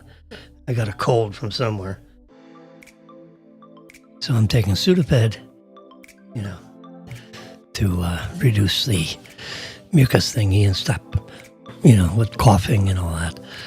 It's very effective. I took it, 45 minutes ago, so that'll stop. Anyway, it's 6:12 a.m. The sun is not up yet. No, it's still dark. It's still black as night. I don't know when the sunrise is. It's probably around 7 a.m. Days are getting longer here. Well, they're not getting longer yet. I think they're, because March 20 is the first day of spring. That's when days start to get longer. Yeah. It's March 2nd, so we're still, it's still cold up there in the, the northeast of our United States. So, Zelensky now, so he got thrown out of the White House. Trump, when Trump said, I think we've had enough. This made for some fine TV, but this meeting is over. So he chased out the media, and Trump left the room. And one of the people in the entourage that was in the White House, with the Trump on the Trump side, U.S. government people, basically said, Zelensky, you may now leave the White House. So they basically kicked him out of the White House. And he, hustled into his, vehicle, and they left, I would say, in disgrace. And they deserved to. So they drove off, and then Zelensky was, pleading with the staff of Trump to try to, get have a late evening meeting, and let's sign the deal I came here to sign, and let's just have a meeting of the minds. We'll have a fast meeting without media, and let's get this back on track. And Trump said, no. You can get back to me when you want peace. I'm not going to support you for more war. So when you're ready for peace, you can do it without us, because we're done. We are done with you. When you want peace, then you can come back in here. If you don't want peace, then forget it. So you can duke it out with Russia on your own. And that's how they left it. So, Zelensky tried to plead with the staff so they could sign that mineral. See what the Trump idea was. We're not going to continue with this fighting. We're certainly not going to provide any people, any of our armed forces. They're not going to be in Ukraine. We're not going to be flying over Russian territory, bombing them. No, that's not going to happen. We're not going to be your war partner. We're going to be your peace partner. And it's enough. You've had enough killing. You killed 700,000 of your people. You killed 700,000 of their people, which is, unbelievable. You guys have got a real brave, strong army, and good for you. But it's over. It's like 1.5 million of young people have been crushed on both sides. You've almost wiped out an entire generation of 20-year-old men and women. And it's enough, You've been duking it out for 3 years, and you stalemated, and eventually you will lose, because we're not gonna fight this with you. No, we'll give you some money, and you have to do it my way, or we're done with you. And the way I'm going to do it is that you're going to secure the $300 million that we've already given you by our former stupid president, who keeps giving you stuff and didn't give you, and dribbled it out to you. He couldn't even give it to you, even though it was approved by Congress. We're not going to carry on that way. No. It's a new sheriff in office. And I'm going to be the peace president, and I'm going to stop this. And if you want to duke it out by yourself, it won't go well for you. You'll get crushed. And finally, he said, we'll either make a deal with you, or your successor. Maybe it's time for you to go away, and you have a new president of Ukraine. You haven't had you've never been elected. You just took over the country. You're a comedian, for God's sakes. And how you got into this role is, God bless you. You did a good job. But if we can't, get this done because of personalities, then maybe it's time for a new president. Someone who has some diplomatic, sense, because you don't have any. And that's how it was left. And Trump went out of the room, and all the, senior people left the Oval Office, and the Zelensky people got ushered out the other door, because there's two main doors into the White House. One of them goes to the executive suite offices of the White House, which is, quite a few desks up there. And the other door, is you turn right, and you go right into the cabinet room. And if you turn left and you go down some stairs, it takes you right outside, the I guess, the north lawn or something. I don't know which lawn it is. The west side of the White House. But I know you walk down the hallway and you go down some steps, and you're in the portico, that circular portico that you see the dignitaries come in. That's the way the dignitaries come in. And, yeah. So. Anyway, so that's, and all the food was lined up on tables in the corridor, because right after, that meeting with the media, they were supposed to go out that West Wing door and make a right turn, and then you go right into the cabinet office, and that's where they're going to serve lunch.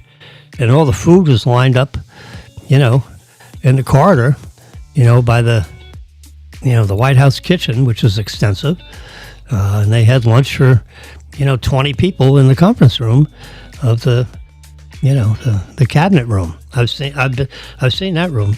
It's like a it's not a huge conference room, but it is, it holds. You can seat 20 people around this big oval table, and a row of chairs, on one side, if I remember correctly. You can seat another 8 people. So you get 30 people in that room. And, you see the media come in and they're holding the cameras over the heads of people that are, in front of them. So you see the president down the end, and that's who they're trying to get. Or he sits in the middle of the table, I think, yeah. And he got his advisors on left and right. The vice president sits right opposite him, so they can look at each other eye to eye and wink and nod. He could pass a note to him across the table, But yeah, it's so Zelensky got basically thrown out of the building. Get the hell out of here. This meeting's over. You can negotiate with me on national television? No. You basically shake hands, kiss my ring, and take the knee, baby, because you're going to do it my way or you're out of here. And that's the way we agreed to it, and you're backing off what you agreed to. And I'm not going to be on your side fighting with you. No. Even though it's no troops, we're not giving you financial aid and on your side, so to speak. I'm playing the referee in this deal. And we're going to do the minerals deal because you're going to pay me back, $400 million worth of support that we've paid and going to pay to wind down the war. We're going to have a minerals deal. And we're going to be mining. We're going to have a commercial arrangement with you. And we're going to be mining precious metals in 2 or 3 locations. And that will, and when Putin knows that we are business partners on a $400 million, security agreement, that's the security you're going to get. Because we're going to give you some more money, but it's going to be all secured. We're going to secure what we already gave you, and we're going to secure the new stuff we're going to give you, because it's going to take a little time to wind this down, and we'll give you financial support to wind it down. Okay? And I'm going to meet with Putin, and we're going to get him to wind it down. And you're supposed to be the easy side of this, because your country is being destroyed. And without us, you guys are dead ducks. Because Europe is not going to give you the kind of support we've already given you. They give you a couple billion here and there.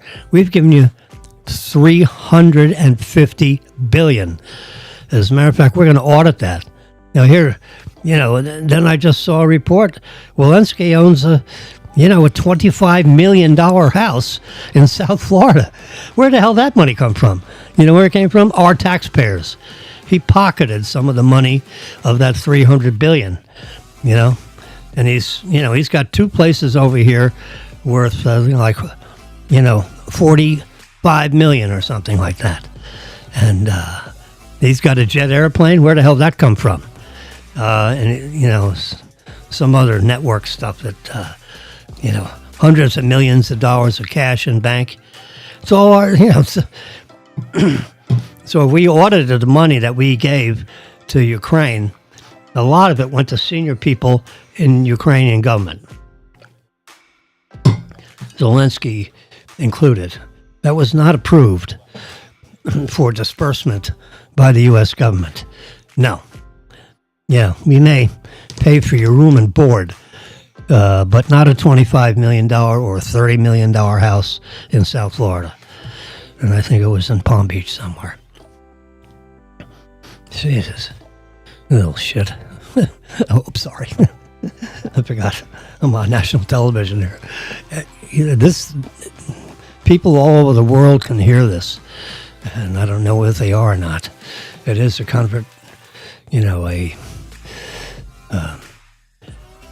it is a controversial topic. But as a conservative, I can tell you, having war and having our young people get killed. Now they're not crawling around in war properties, in Ukraine, trying to, chase the Russians out. No, we're providing talent. We're training them on how to fly jets. They don't know how to fly F-16s that we're giving them, so we've got to retrofit the cockpits with Ukrainian symbols. Like stop, get out. The weather alerts have to be in Ukraine rather than in English. They're required to have a certain amount of English because they talk to the air traffic controllers. Once they, get out of Ukrainian airspace, they're going to deal with controllers in Europe, and they have to speak English because that is the international language. And all the pilots must know English. But there's certain buttons on the plane that have to be retro named or something or other. That's what I think. I'll research that. Anyway, so important part is Zelensky got chased out of the White House. They were ready to sign a deal. They were going to have a signing ceremony. They're going to, have a lunch meeting, and they had fine foods being served to, all the Ukrainian people and the, all the senior executives of, the international and all the related, cabinet officers, the Secretary of Defense and the Secretary of State. Rubio is really, he's a fine addition to that bunch. My opinion, Rubio should have been the vice president. But, they got this Vance in the position he's in. So this Secretary of State's a good spot for Rubio. But I think he'd be better served to be listening, both of those talking back and forth. I guess, one of the sons of Trump, I think, is Trump Jr. I think he liked Vance better than Rubio. They were the final two of all the people that were possible vice presidential candidates. Got down to the final two, and they picked Vance over Rubio for whatever reasons. And, so, Rubio and Trump were duking it out, in the 2020 campaign. And of course, Trump lost that election. But, in the primaries, there were like 15 people, in the primaries running for president. And they were all, when it got down to, the final 8, Trump was like the number one guy, and the other 7 were like beating up Trump. And they all beat each other up pretty good. So, but Trump still was the nominee, from start to finish. And, and in this election cycle, I think they had like 2 seconds of the primary. They won every primary. People, didn't try so hard on this one because he had such popularity, which is kind of amazing for losing the last time. And now he's going to run against, and guess who was in the debate? Trump and Biden. And Biden, I remember, it was like one of these watchable moments where I had a bowl of popcorn in front of me. I said, Marilyn, I'm going to make some popcorn. So we had our debate was like 7:30 at night or something like that. So we had our popcorn ready. I had a cocktail and I had my popcorn ready for this debate that's on at 8 o'clock Eastern or something. I don't know, it was 9 o'clock or 8 o'clock. But it wasn't 5. It was, mid-evening. And so I'm all ready. And I'm watching this, so Trump had his, they got into, I guess they had their opening speeches and then they went out to questions. And it was, Trump had asked, answered a couple of questions, the moderators asked. And then it was time for Biden to answer a couple of questions. And, his questions were asked. And then the camera, went on to Biden. And you got Biden on the right side of the screen and Trump on the left side of the screen. And Biden is like, he was like not very articulate, I think would be a polite way of saying it. And it was about 45 seconds of that. I looked over at Marilyn. I said, this is over. This guy cannot complete a sentence. How is he going to finish another 90 minutes of this debate? The poor guy is like, he's incoherent. I said, oh, crap. This is embarrassing. This shouldn't be a debate. How can this is like geriatric maltreatment, You need malpractice insurance, as a geriatric manager of your husband-wife thing. His wife shouldn't have never let him out. She knows that this guy is semi-coherent. And it's past his bedtime, He likes to go to bed at 7? Kidding me? As President of the United States, you're in bed at 7:30? No. Trump worked an 18-hour day. Biden worked, he got to the office at 10, and he left at 4. 11, 12, 1, 2, 3, 4. And, of course, he had an hour lunch. So that means he was only really 5 hours in the office. We were 10 to 4 with an hour and a half lunch. So that's a tough schedule. Yeah, and when he left, he was gone. He would leave the White House, or he'd be up. He'd leave the Oval Office. He'd leave the executive office area. He was basically done. So he was off camera, and he didn't go, and work, until 6:30 or 7. He'd be done. He'd go over into the West Wing, and he'd have a, private dinner. That was the end of that.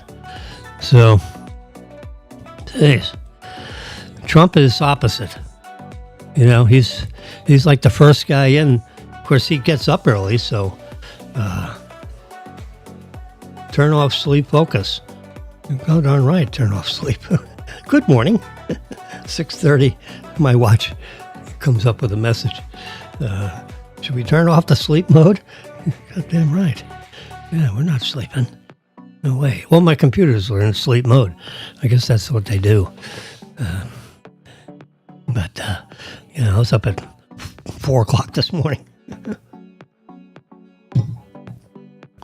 Well, I went to sleep I fell asleep on the couch. Marilyn went to bed at 7:30. We are geriatrics after all. And what do you call it? And I fell asleep on the couch at like 8, I think. So, 8, 9, 10, 11, 12, 1, 2, 3, 4. So I had my 8 hours sleep. So I got up at 4, from the couch. I fell asleep on the couch. So, that was not good. Your back, you wonder why my back hurts. Jeez. I'm sitting here, it doesn't hurt that much. It doesn't hurt at all, actually. I just slip out of the, I had socks on. I got up at like at noon, to go to the bathroom or something. The cats ran out of food. I forget why I was getting up. But anyway, the bed, if I sit on the edge of the bed, my feet aren't on the ground. The bed is that high off the floor. So, anyway, my feet are like a foot off the floor if I'm sitting on the edge of the bed. And it's one of these, big foam mattress thing, real firm mattress. You can drop a bowling ball on one side and it won't shake the other side. One of those advertisements. It's really comfortable, sleeping on that big foam thing. $3,000 piece of foam. I mean, it's like nuts. And that's what they get. Anyway, so I get up. I'm trying to get out of the bed. And, so I have to slide off. And, to get my feet, my tippy toes, to get on the floor. Well, apparently, my feet slipped out from under me. And I slid off, and hit the floor with the right side of my hip. Oh, jeez. And my watch went off. And it said, "You have fallen. Is this an emergency?" And, of course, I couldn't see this stupid thing because I don't have my glasses on. I got glasses on so I can see it now. But when you're sleeping, you don't have your glasses on. So and I'm on the floor, so I can't get to my glasses. And I can't see I'm trying to stop this going into emergency mode. Well, it went into emergency mode. It automatically called, the medical,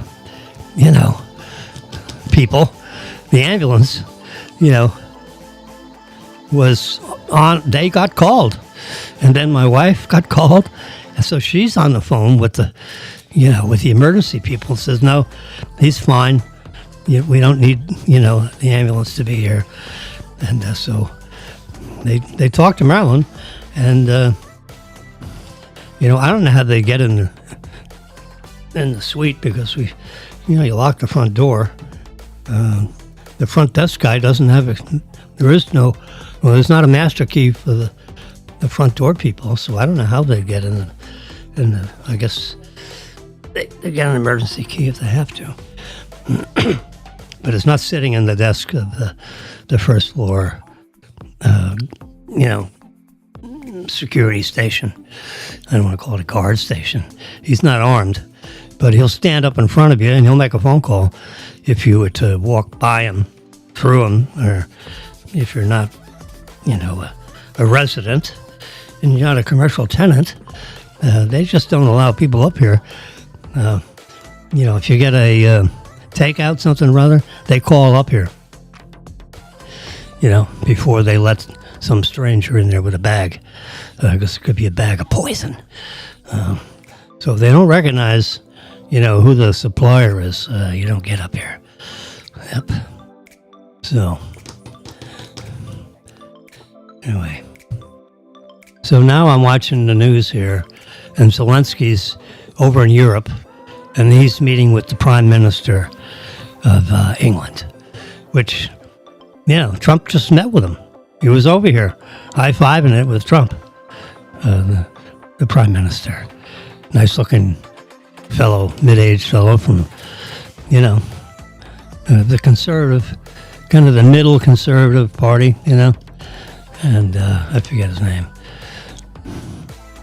And they, he basically, he and Trump want this to end. And, Zelensky's trying to, I think he got $2 billion out of the Prime Minister of England. $2.5 billion. We've given him $300 billion. How's that for? So with $2 billion, he'll burn through that, in a couple of weeks. Then what are you going to do? It's disgusting. So he's meeting with all these people in Europe to try to drum up support and get some money because they're out of money, they're out of ammunition or close to it. And, they've apparently taken money for themselves because, where does Zelensky get $40 million to buy 2 residences in the United States? I think in Florida. 2 places. One of them's in Palm Beach, and the other one is, I don't know where the other one is. I could Google it. But, it's disgusting. These people, And so, you probably, hundreds of millions have been doled out to the senior staff surrounding Zelensky. So they all love him because, what the hell? He caused, so they can go, if they lose the war, they're going to run and hide. And they'll get back over here and hide in their, $35 million mansion in South Florida, with guards and stuff. And, a couple of $100 million in cash in U.S. dollars. Yeah. Because stupid Biden sent them cash, too. Why the hell would you send them cash? That's going to go right in the pockets of the senior people. And that's what happened. A lot of it did. God knows if Elon Musk, he's not an accountant, but he's like a smart cookie. And the American people, he campaigned with Trump, and Trump basically said, we're going to have this, Department of Optimization, and through the executive office, we're going to audit where all this money's going, and we're going to shrink the size of government. And Elon Musk has volunteered to be the commander-in-chief of, of DOG,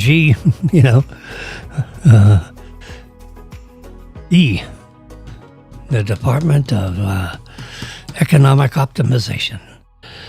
Yeah, something. I forget the actual words and the acronym, but Doge. Yeah.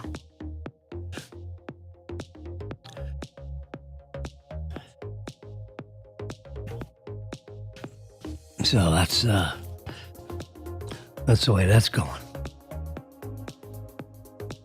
I got my headphones on. I got my glasses on. I'm sure there's my my hair. My hair is coming outside. Let me just hold on a second. There we go. Just there. That's better. I got my hair. Oh boy, I look like a ragamuffin. I'll have to.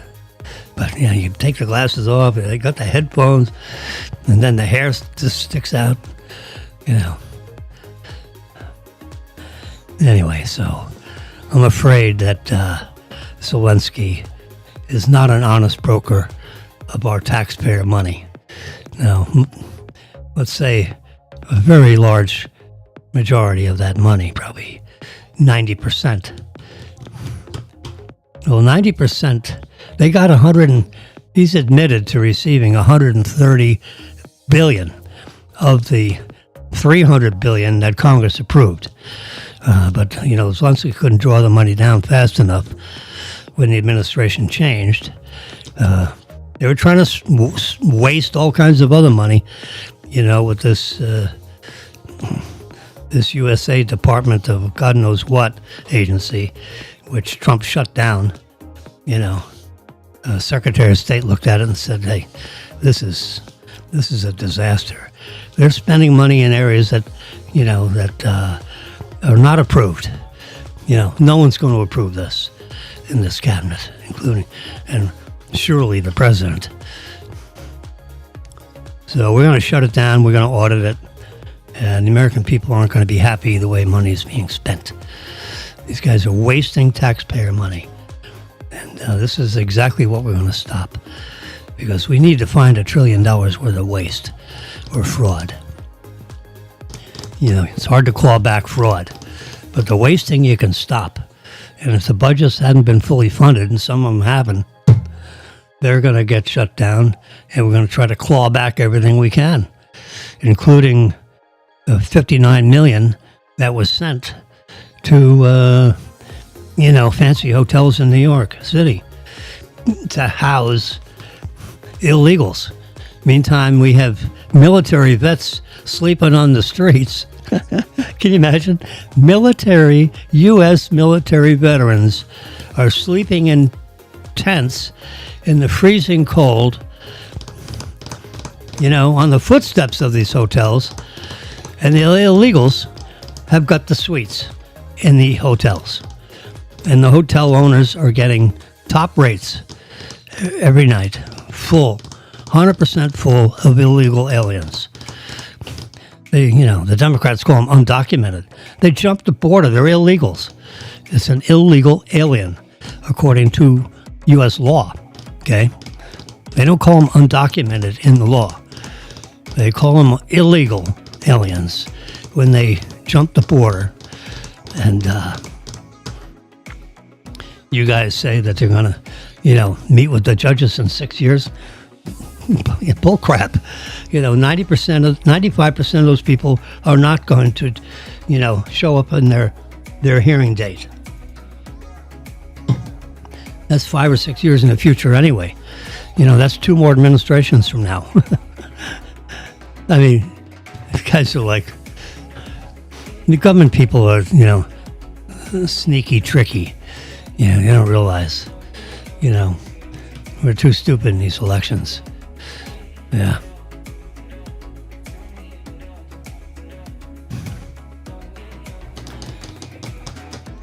CNN is talking about all the tornadoes that are going on in the U.S. And, the United States Weather Service says that maybe there's a couple more, but that's just weather. Yeah. And next year they'll be down. The year after that, it's up. It's up and down. The weather goes in, from what I've been told by, senior people that are familiar with weather at FAU, that, there's a 14-year cycle with weather.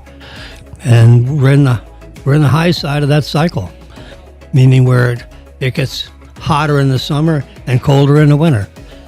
And ice is melting in the North Pole, but ice is thickening in the South Pole. And that switches. Greenland used to be,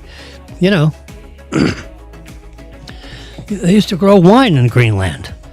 You can look it up. There are red wines probably in, vaults somewhere, 51 degree, 52 degree vaults, wine cellars, wines from Greenland. I don't know, 200 years ago, they were growing wine in Greenland, okay? And now Greenland is snowland. Is that global warming? No, that's the change. There's a 90-year cycle and there's a 14-year cycle. And when those cycles line up, it gets super cold in the winter and super hot in the summer. And that's the cycle we're in right now. It seems like we didn't have a lot of hurricanes this year. We had several of them that went up through, Category 4 hurricanes that went up through the panhandle of Florida and then went right up, through Georgia and the Carolinas. North Carolina got really, really bad with the mountains and the torrential rains. When the hurricane is totally overground, if it cut across the state, the whole hurricane is, even though the eye of the hurricane is moving across the state, the back end of the hurricane is still over water, and then the front end of the hurricane is over the Atlantic, and so the whole hurricane wasn't over land at the same time. So we just had sun up here. I'm seeing the sun is not quite up yet. This sky is red. It's 6:40. Yep, 6:40 a.m. Sun is just coming up. Marilyn is still sleeping, probably. And I'm yakking away here. Yep. It's all right. 2 hours and 5 minutes. And I haven't even begun to talk. Indulge. So here it is. SNL. I have to watch that. I hope I recorded it. Recreates the Trump-Zelensky clash.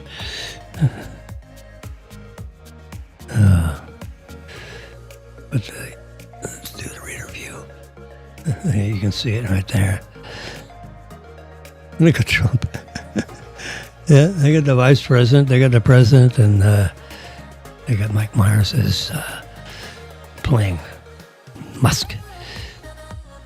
The 50th anniversary special. Damn. I'll have to. Well, I guess that's coming up. Oh no, this is Sunday. Saturday. Yeah, this is Sunday morning. I'm sorry. I'm a day late and $1 short.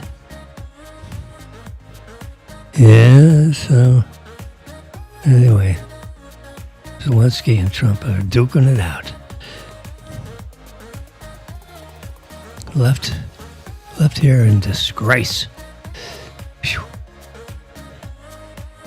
It's an interesting looking neuroscientist.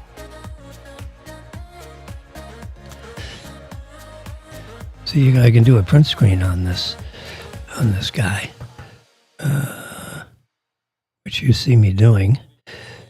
I'm cropping it so it makes a nice little panel, reminding me to go read this story. And here's the story.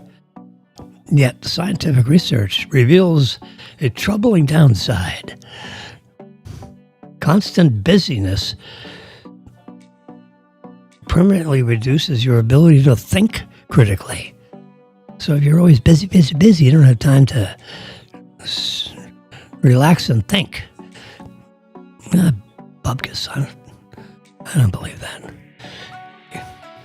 You know, you can fit it in. You know, if you're a smart cookie, you can fit it in. We'll save that picture because I'm going to brighten up those colors. Protesters, you can see there in the middle, top middle, protesters advance with a frosty F-K. F-K off. You can fill in the U and the C and spell a nasty word. Yeah, so screw off.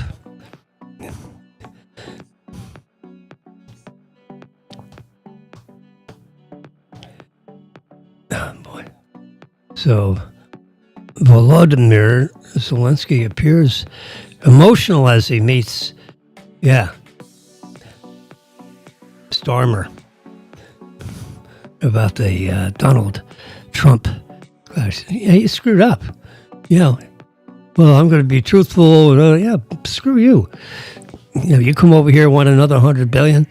And Trump is not going to go on your side to fight the war with you.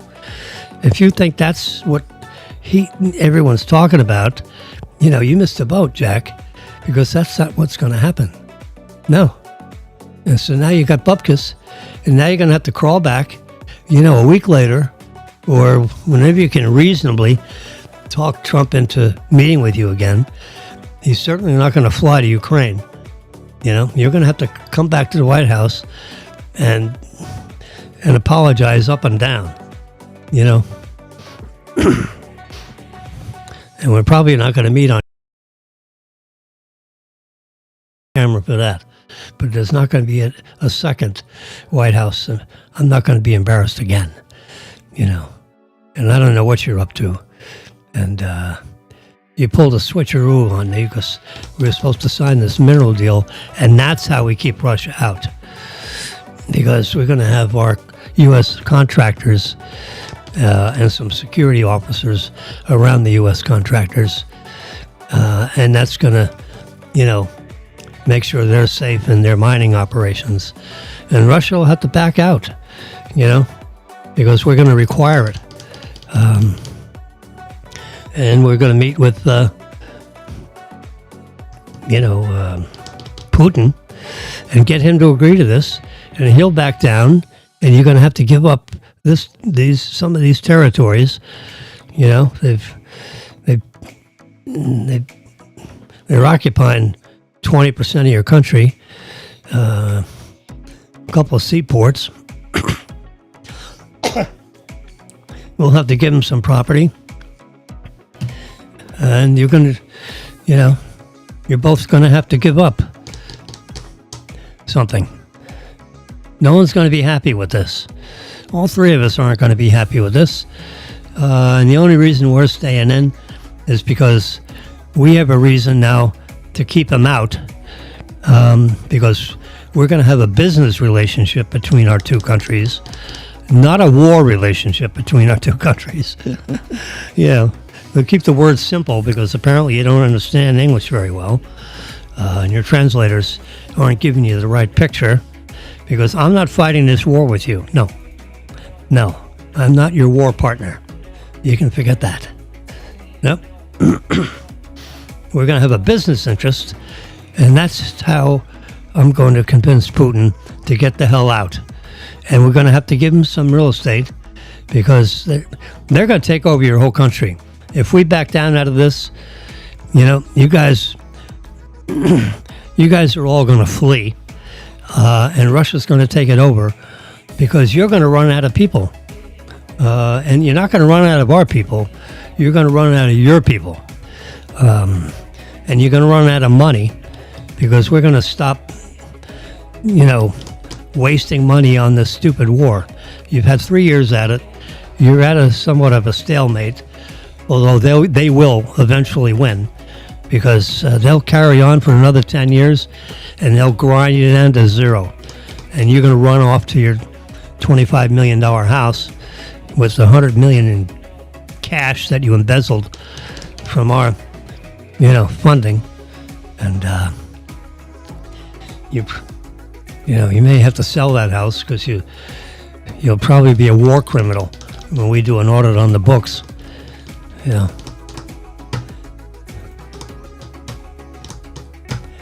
So anyway, that's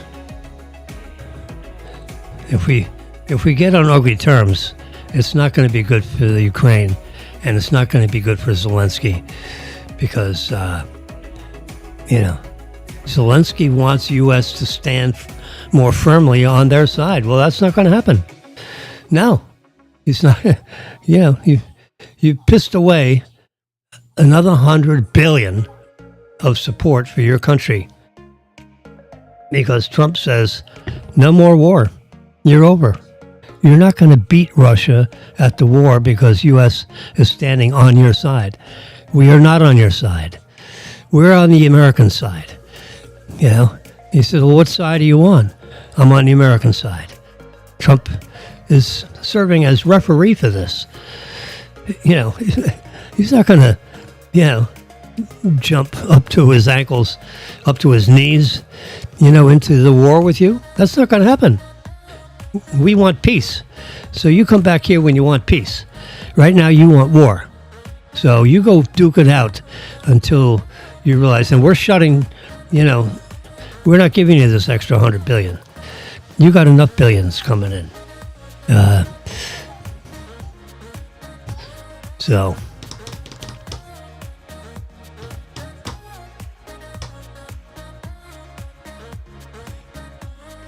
what led up to the Oval Office confrontation? Oh boy, I'll bet that's interesting. We'll have to read that story. I'll go over that with you tomorrow morning. In the room where it happened, Trump advisors recall what led up to the Oval Office confrontation. Yeah. Trump's advisors on Saturday morning were still uncertain on how to salvage the mining deal with Ukraine. Now, the deal is all written up, ready for signature. But apparently, Zelensky is he's still arguing for war. And Trump is arguing for peace. And he don't get it on how we're going to get the peace. We're going to, and you're going to, Zelensky said, well, I don't want a ceasefire. No one wins if I get a ceasefire, because it's like a standoff with a ceasefire. He says, you don't want a ceasefire? That's the beginning of the end of this conversation, because the ceasefire stops now. The end of the war takes, maybe 2 months before that happens. And you're going to have 2 more months of killing fields. So you're going to give up, thousands and thousands of your young people while you're stealing U.S. money and buying big houses. Well, the people are fighting a war. Where will they find that out? They'll be chasing you out of the country. They're going to be talking about someone else being in charge of Ukraine. They may have to get rid of this guy because right now it's a feud, but it's going to be fraud.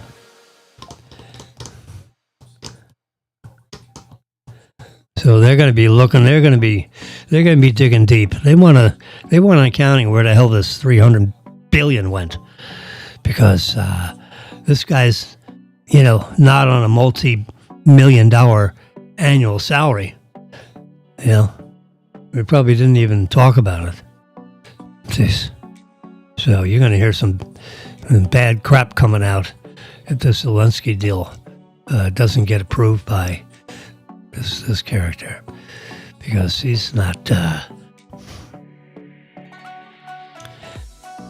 Ukrainian newspaper accuses Trump of switching sides. Yeah, he's jumped from your side to the middle, and you don't like it. He's not, he's not on Russia's side. He's just on the side of no more fighting. Period. So here's the CBS News cut.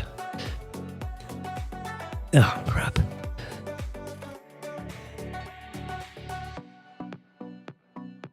All right, I have to close that up. Let's see if I can get this fast. There we go. I got a print screen of this before it went into the commercial. This is interesting. So we'll read this storyline here, CBS News. I guess we'll leave that there. Okay, Ukrainian newspaper accuses U.S. of switching to Russia's side in the war. This is not a good tactic. See, he's doing that. He ain't going to get back in the White House. He's just wasted more time, because an editorial from one of Ukrainian's most prominent online newspapers, the Kiev Daily, said America's leadership has switched sides in the war. On Friday, President Trump and Ukrainian President Volodymyr Zelensky got into a fiery confrontation, at the White House. Shifting U.S. foreign policy has also rattled American allies. Yeah, I'll bet. Yeah, you can count on that. They rattled the saber big time. That's a headline actually 13 hours ago. So, yeah. Oh, crap. I showed a map on this CBS News thing, and I missed it. I don't think I can play it big. Yeah, I can. Let's go back. You got it. There we go. All right, let's see. You're going to have a map coming up here. You can see it. You can't hear it. Yeah, they're coming out and they're talking, and they're not, so he's talking with, so there's Ukraine, and there's the real estate that Russia controls in yellow there. We did another print screen. So, it's about 20% of the country is occupied in total control by the Russians, according to CBS News. We'll keep you CBS News in there because it's their thing. Yeah. Their country is getting bombed out, And the Russians are sending missiles over, and, people are dying. People are fleeing. And when these buildings get knocked down, it's not like, one person is... Hold on a second.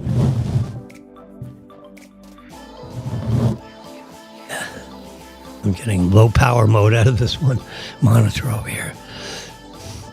The USB-C plug doesn't seem to be feeding into that device properly. Yeah. So, anyway, that's the beginning of that meeting. And then all of a sudden, the Ukrainian foreign minister, right now, well, our vice president is, speaking for the president, saying, you are disrespecting our president and the people of the United States. This is not what we bargained for. Yeah. Ukrainian newspaper accuses U.S. of switching sides to Russia. That's a bunch of nonsense. But see, that's what, Ukrainian president has set this up and met with some of the people that were in that White House. And, here's the correspondent to Kiev. And, Trump is definitely he's not going to fight the war with the Russians. That ain't going to happen. So that's what Zelensky was hoping for. That ain't happening. Meanwhile, Zelensky's got a $30 million residence in Palm Beach, I think, or just south of the island of Palm Beach. I know the area where he probably got himself, a top floor condominium. He's stealing U.S. tax. He's taking U.S. taxpayer dollars and buying real estate in the United States, so he can flee to the country when the Russians win the war. So here's some handshaking, hand waving. Trump's like, yeah, this is bad. Yeah, this is, they're burning through, this. All right, I'll close that up. So so this Flipboard is a very interesting, this is what I read every day. I don't get newspapers anymore because I don't need to get the Sun Sentinel and the Miami Herald and the Palm Beach Post and the New York Times, and the Tampa Tribune and the Sun Sentinel and the Miami Herald and the Wall Street Journal and the New York Times. Because with Flipboard, I can say, okay, New York Times, all right.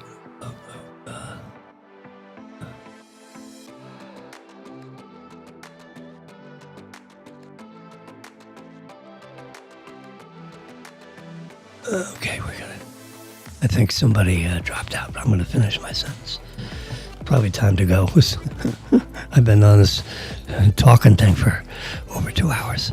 But, with Flipboard, you load up in this hand the New York Times, Palm Beach Post, Wall Street Journal, the Miami Herald, the Palm Beach Post, right, the Tampa Tribune, and Wall Street Journal, New York Times, let's just say that, Scientific American, and so a real estate thing. And then these are the news sources. All right, let's just say New York Times, Wall Street Journal, Palm Beach Post. There's 3 of those. And then in this hand, you say, I want to read political news. I want to read conservative news. Trump news. Okay. Volinsky news. I want scientific news. So you outline your topics in this hand, and you outline the news sources.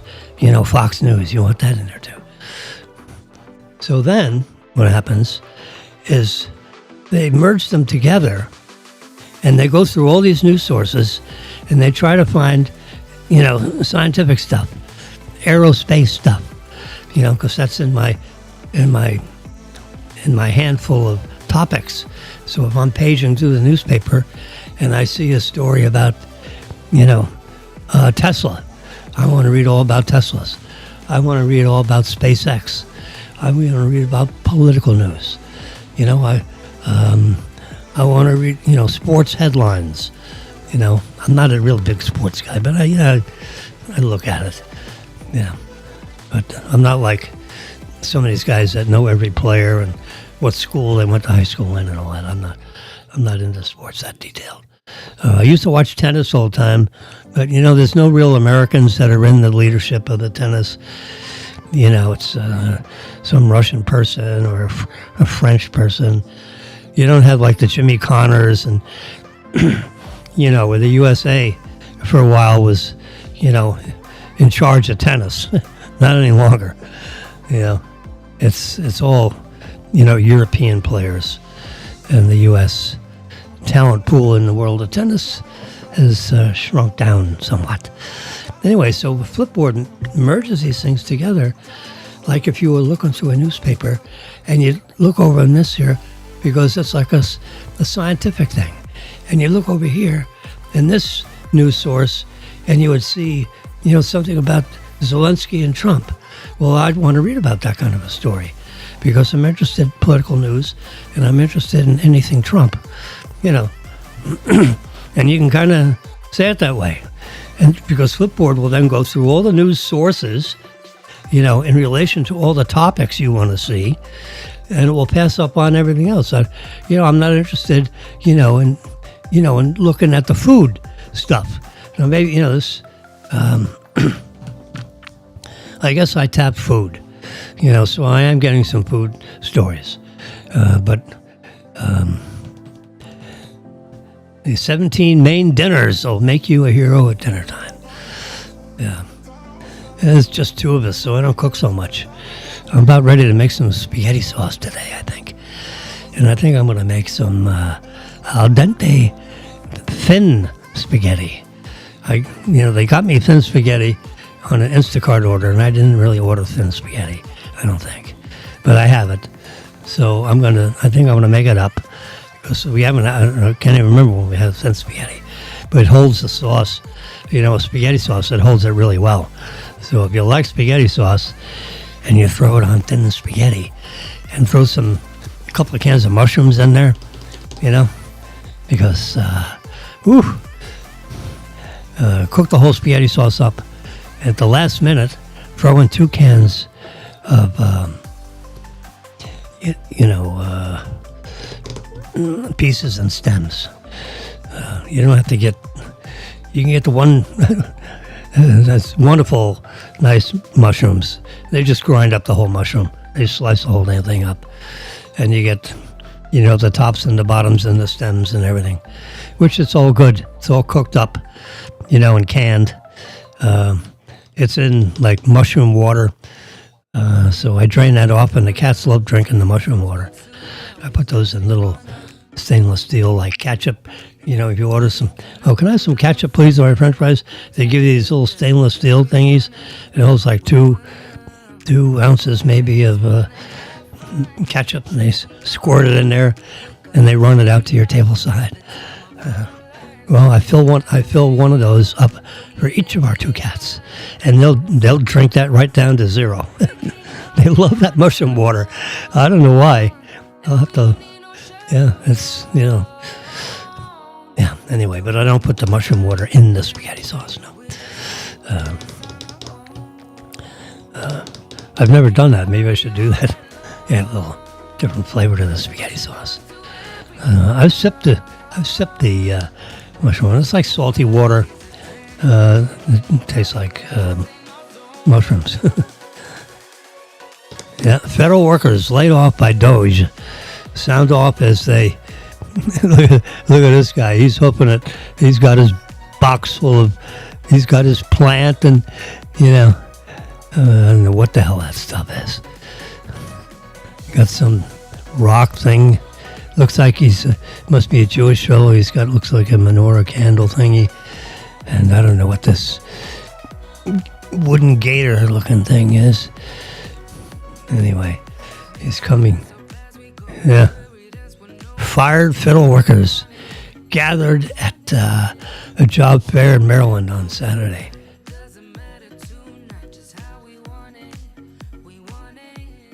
This is what the U.S. government. So these, what they've done is they've fired first. The Supreme Court's going to, back up the president because the executive office is in control of how this money gets doled out. Congress, has supplied monies to these various agencies, but they can't disperse the money inappropriately. So they're now, let's see. Yeah, let's just get this right here. Yeah. Let's picture the same guy. This is the International Development, USAID. Yeah, they're handing out $50 million for, prophylactics, in Russia or in South America or, come on. So here, I've seen that picture. Yeah, there's Elon Musk listens to President Donald Trump speak in the Oval Office, the White House, February 11th. Yeah. So there's shrinking government, and they're gonna take it down 25%. They're gonna get rid of the Department of Education. They're gonna get rid of I don't know what. These cabinet secretaries have been told, by the president what they need to do, and they're going to do it. And my son-in-law told me, it works in one of the government agencies. He said, "Yeah, we're laying off 500 probationary employees." What that means is they're not probationary because they, got caught doing something, not appropriate. No, they're probationary because all government workers that get hired into the government, because I had a job offer to get into, I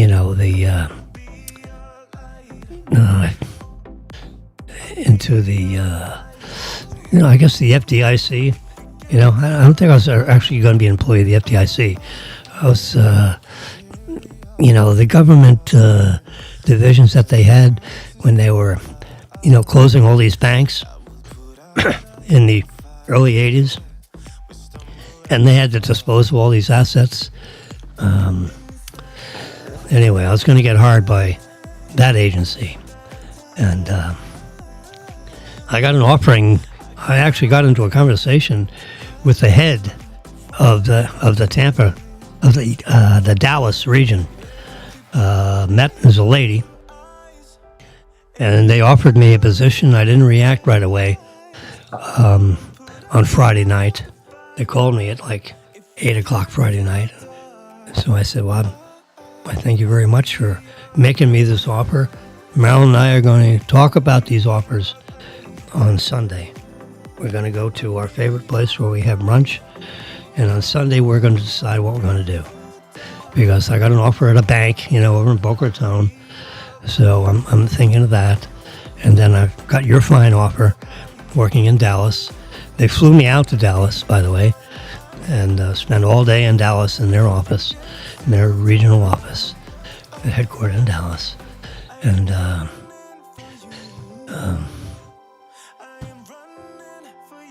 should have taken it. Yeah. Marilyn and I would have moved from Boca to Dallas. They would have paid for the move. They said, "Well, your wife can fly out to Dallas one time." I said, "No, it's got to be more than one time. It's got to be at least two, because she's going to come over here, and we're going to ride around Dallas trying to find a place to live, okay? Because she's going to do that with me, and then we're going to pick a couple and put contracts out for a couple of them, and then she's going to come back." To pick out the final place we're going to go. where the seller has responded. So she's got to come out at least twice. And the first time she's also going to look for work, because she works. And so she'll, maybe you can pre-introduce her to, some of the market banks that she should deal with. And maybe if the president of that bank got a call from you and says, look, we're hiring Mr. Wilson, and his wife is looking for a job as she relocates here from Boca Raton.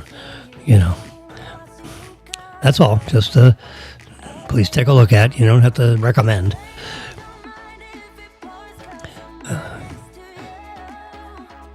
So that's what we would have done. She'd have to, interview with a couple of banks.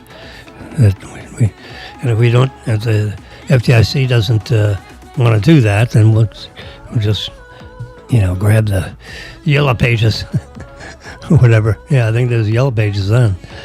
Yeah, jeez. Phew. Amazing. But anyway, I didn't take that deal.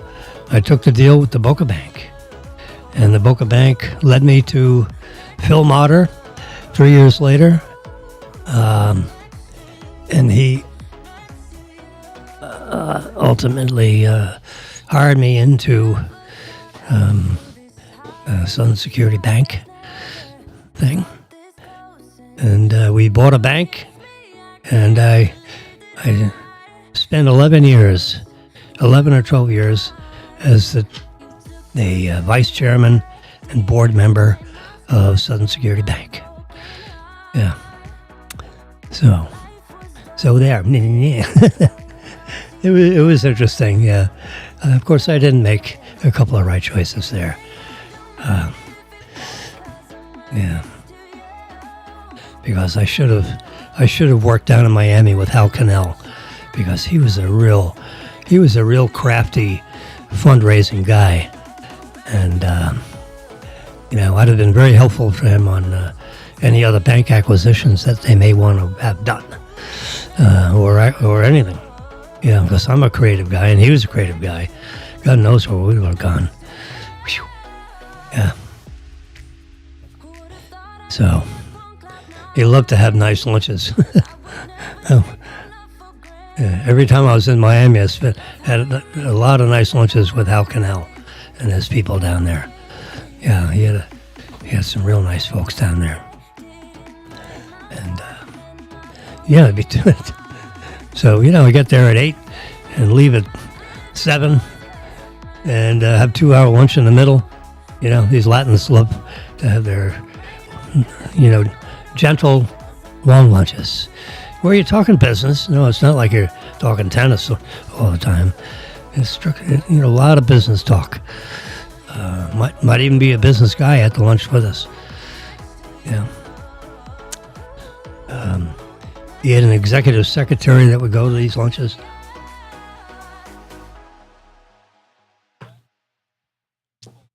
And she'd be taking notes on things, and so make sure I call. So she'd write that down. Yeah. Hal Cannell. He was a very creative fellow. But I figured, well, maybe I'll be the first out, and I don't want to compete with Phil Motter.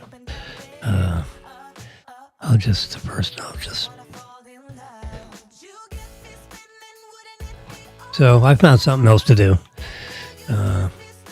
But I should have. I could have been paid, $150,000 a year for a couple more years. This is in 83, 4, something like that. It was a bad time because housing rates went up to 18. So the real estate business was, residential was upside down, for sure. Yeah. So I went through on paging through this flipboard, saying this is how you look at the stories, slow cooked dishes,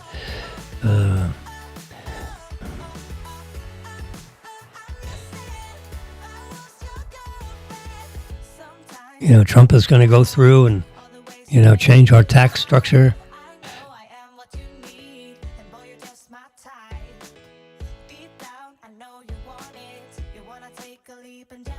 Pete Hegseth has got, he's up to his arms with this, the troops and the trans people, in the U.S. military, and banning them or not, or why, or that stuff. That's something that Hegseth is going to have to deal with. So, he's basically telling Trump, look, I'm going to meet with my command staff and see, if that's a real problem in our armed services, or is it more of a perception thing? And there you go. Here's a picture of Greenland. And there you go. Climate change could throw a wrench in Trump's Greenland pipe dream. Apparently has thoughts of maybe getting some of their oil pumped out of Greenland, which is, it's, remember I told you they were growing wine in Greenland. It was green. Yeah. I've seen pictures of Greenland, long time ago. That was not all covered in snow. So, the weather changes around our planet over the last several hundred years. It goes in 14-year cycles. And Greenland one day will be green again. But he's worried about the Russians. They're in some of the waterways up there on the eastern coast of Greenland, which is, it's not that far away from the Russian territories. So that's why Trump is interested in buying Greenland, if that's ever possible. He's got bigger fish to fry right now, but that's on his back burner. Yeah. Trump takes action to increase lumber supplies and curb wooden imports. And that's probably a Canadian thing, Let's get the reader view. So you can, up on the top, you have reader view, or you can have the web view. And then you get all the advertisements left and right and in the middle, where if you hit reader view, it cuts out all the ads. This is strictly, the headline photograph that the story led off with. And West Palm Beach, Florida. The Associated Press, the AP there, that's Associated Press. President Donald Trump on Saturday signed a pair of actions to increase domestic lumber production, including a directive for the Commerce Department to investigate the possible harm that lumber imports pose to national security. Yeah, because he's talking about what's coming on with Canada. And he said in news conferences, yes, we are importing, Canadian lumber, but guess what? He says, Canada, we got plenty of trees here. We can cut our own trees. We don't need your trees. So you're going to pay a tariff, or you won't import here. So if you want to import lumbers, we're putting on whatever our tariffs are for us. You're getting that tariff. It's going to be reciprocal tariffs. Yeah. So you got a 20% tariff on our stuff going north, then you're going to get a 20% tariff on everything you ship to the United States. So you buy American, or you're going to pay up. Prices, will go up. That's the point. Buy American. We got American lumber. We're not going to allow you to discount yours and hurt our lumber business. That's what that story's about. In the upper left corner, yeah. Trump takes action to increase lumber supplies and curb wood imports. That's the effect of putting a tariff. He says, we're going to bring in billions and billions of dollars with these tariffs. You can count that. We're going to have a 10% tariff on everything China sends us because of the fentanyl. So they're going to crack down on all their fentanyl deliveries through Mexico that come into our country because they're killing our kids. And until China stops it, because they manufacture it in China and then ship it in big drums to Mexico, and then Mexico, then they spread it in other, in heroin and cocaine and all that. They mix little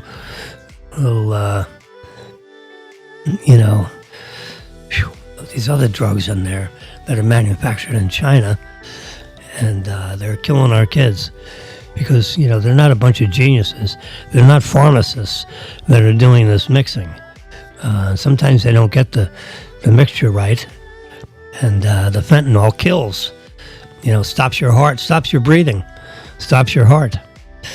You're going to respiratory arrest is the terminology that the emergency people will tell you as they're riding to the hospital. Yeah. I had one of my sons that was taken to the hospital 5 times, and the lady, the head of the nursing unit, said, "Mr. Wilson, your son will probably not come here the 6th time. You'll probably come here, with respiratory arrest and cardiac arrest, and will not be able to resuscitate him." And matter of fact, your son is the only one, in the last couple of years that's come on his 5th ride into the emergency of Boca Regional Hospital. That's what she told me, at 4 o'clock in the morning. She says, your son is the first one in the last couple of years that is coming on his 5th ride to the emergency room. They're speaking a language I don't understand. I know that he's been here multiple times, but I didn't, actually count it that way. This is the nursing staff talking to me at 4 in the morning. My son's right across the way, with breathing oxygen, and they gave him a couple of nasal things of whatever that drug is that springs you out of cardiac arrest. And anyway, he stopped. He stopped. 2 or 3 years ago, he stopped.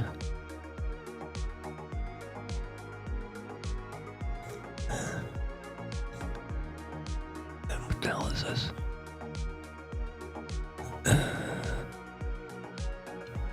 Clean up phone storage cleaner. No. I thought it was something I had to do on my main computer. No. Yeah. How Zelensky clothing choice may have fueled Oval Office spat. Yeah, that's the other thing. He shows up, in a black, golf shirt, which I'd call, a cotton polyester shirt, that buttons up the front. I got one underneath there. I wouldn't go in the Oval Office dressed like this. You go to a suit and a tie. He says, all right, next time I come, I'll wear the costume. He calls it a costume. That's a language barrier thing. He knows the language pretty good, but he doesn't know all the vocabulary words. You come with a coat and tie. That's what it's called. You don't come with a costume. It's not a costume party. It's called giving the respect to the Oval Office, because everybody that comes in here, that's a man, wears a coat and tie. Now, it should be a suit where the coat and the pants match. Your tie, have your collar closed with a tie on. You don't have the collar, it has it buttoned up all the way. Traditional collar, like this guy's got right here. Yeah, the BBC. You see, there's a coat and tie over there with the guy who's, I don't know who he is. He's some official. And this is a political person. Who's this guy? A White House guy. I guess. I don't see his name. Yeah, so, whatever.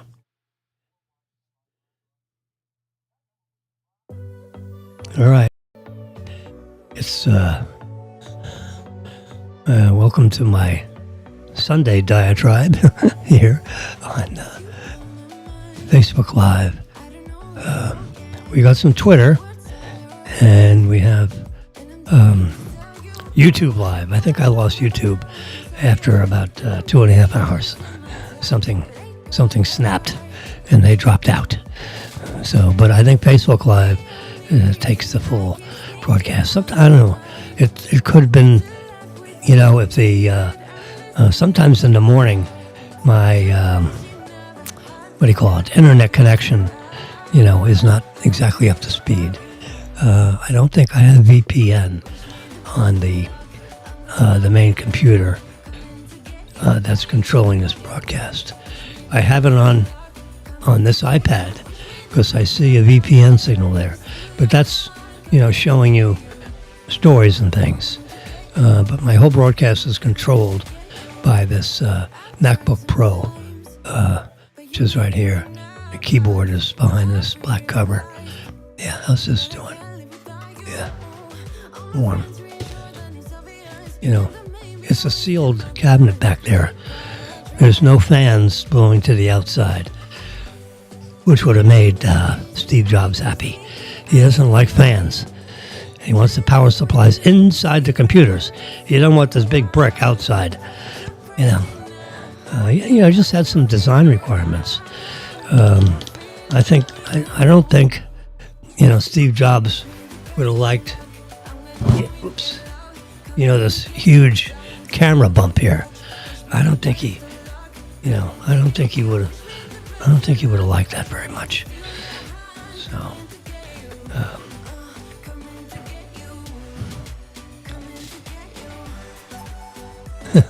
J.D. Vance receives icy cold reception as he goes to Vermont for some time off. Arrives for Vermont ski vacation. Oh, so he's skiing this weekend. All kinds of people with signs, disagreeing with Vance, siding with our president. And a bunch of, wackos up there in Vermont. Yeah. At Sugarbush Resort. The sugar on out west, where the snow is like talcum powder. The eastern skiing is, it's wetter snow. But the western skiing, the snow that comes out of those mountains, at 4,000 and 5,000 feet elevation, 6,000 foot elevation, is really soft snow. And you have multi-feet of it, so they have to groom the ski slopes, or else, you can't ski. You can't ski in 6 feet of snow. They've got to brush it down somehow. I don't know. They have equipment that clears the ski trails. Yeah, we did some, western skiing. Yeah, we did some glacier skiing in Europe. Yeah, in Zellamsee. Anybody that's familiar with, the city of Zellamsee with a Z. That's a city. Google it. It's beautiful. When we come around that big road that you come when you drive from north to south and hit Zellamsee,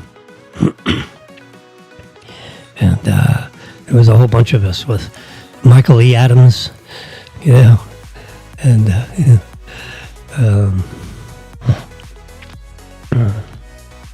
geez. Yeah, there were 14 of us that skied into Zellamsee. And you could go up in the snow at the top of a glacier. We went up there and it was a blizzard up there. So, yeah, just ride down here, even though you're in a blizzard, and after about 500 feet, you'll get below, this high altitude stuff, and it will clear up. The blizzard isn't down there; it's just here on the top of the mountain. But you have to ski through it. I said, "Oh, that's nice. Just follow the person in front of you."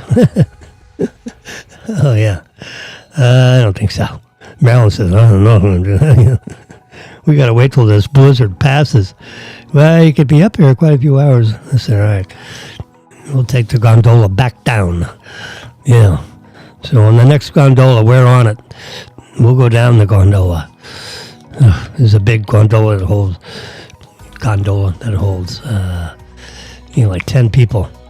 So there were like 6 of us or so, 6 or 8 of us, that were going to give this glacier skiing a try.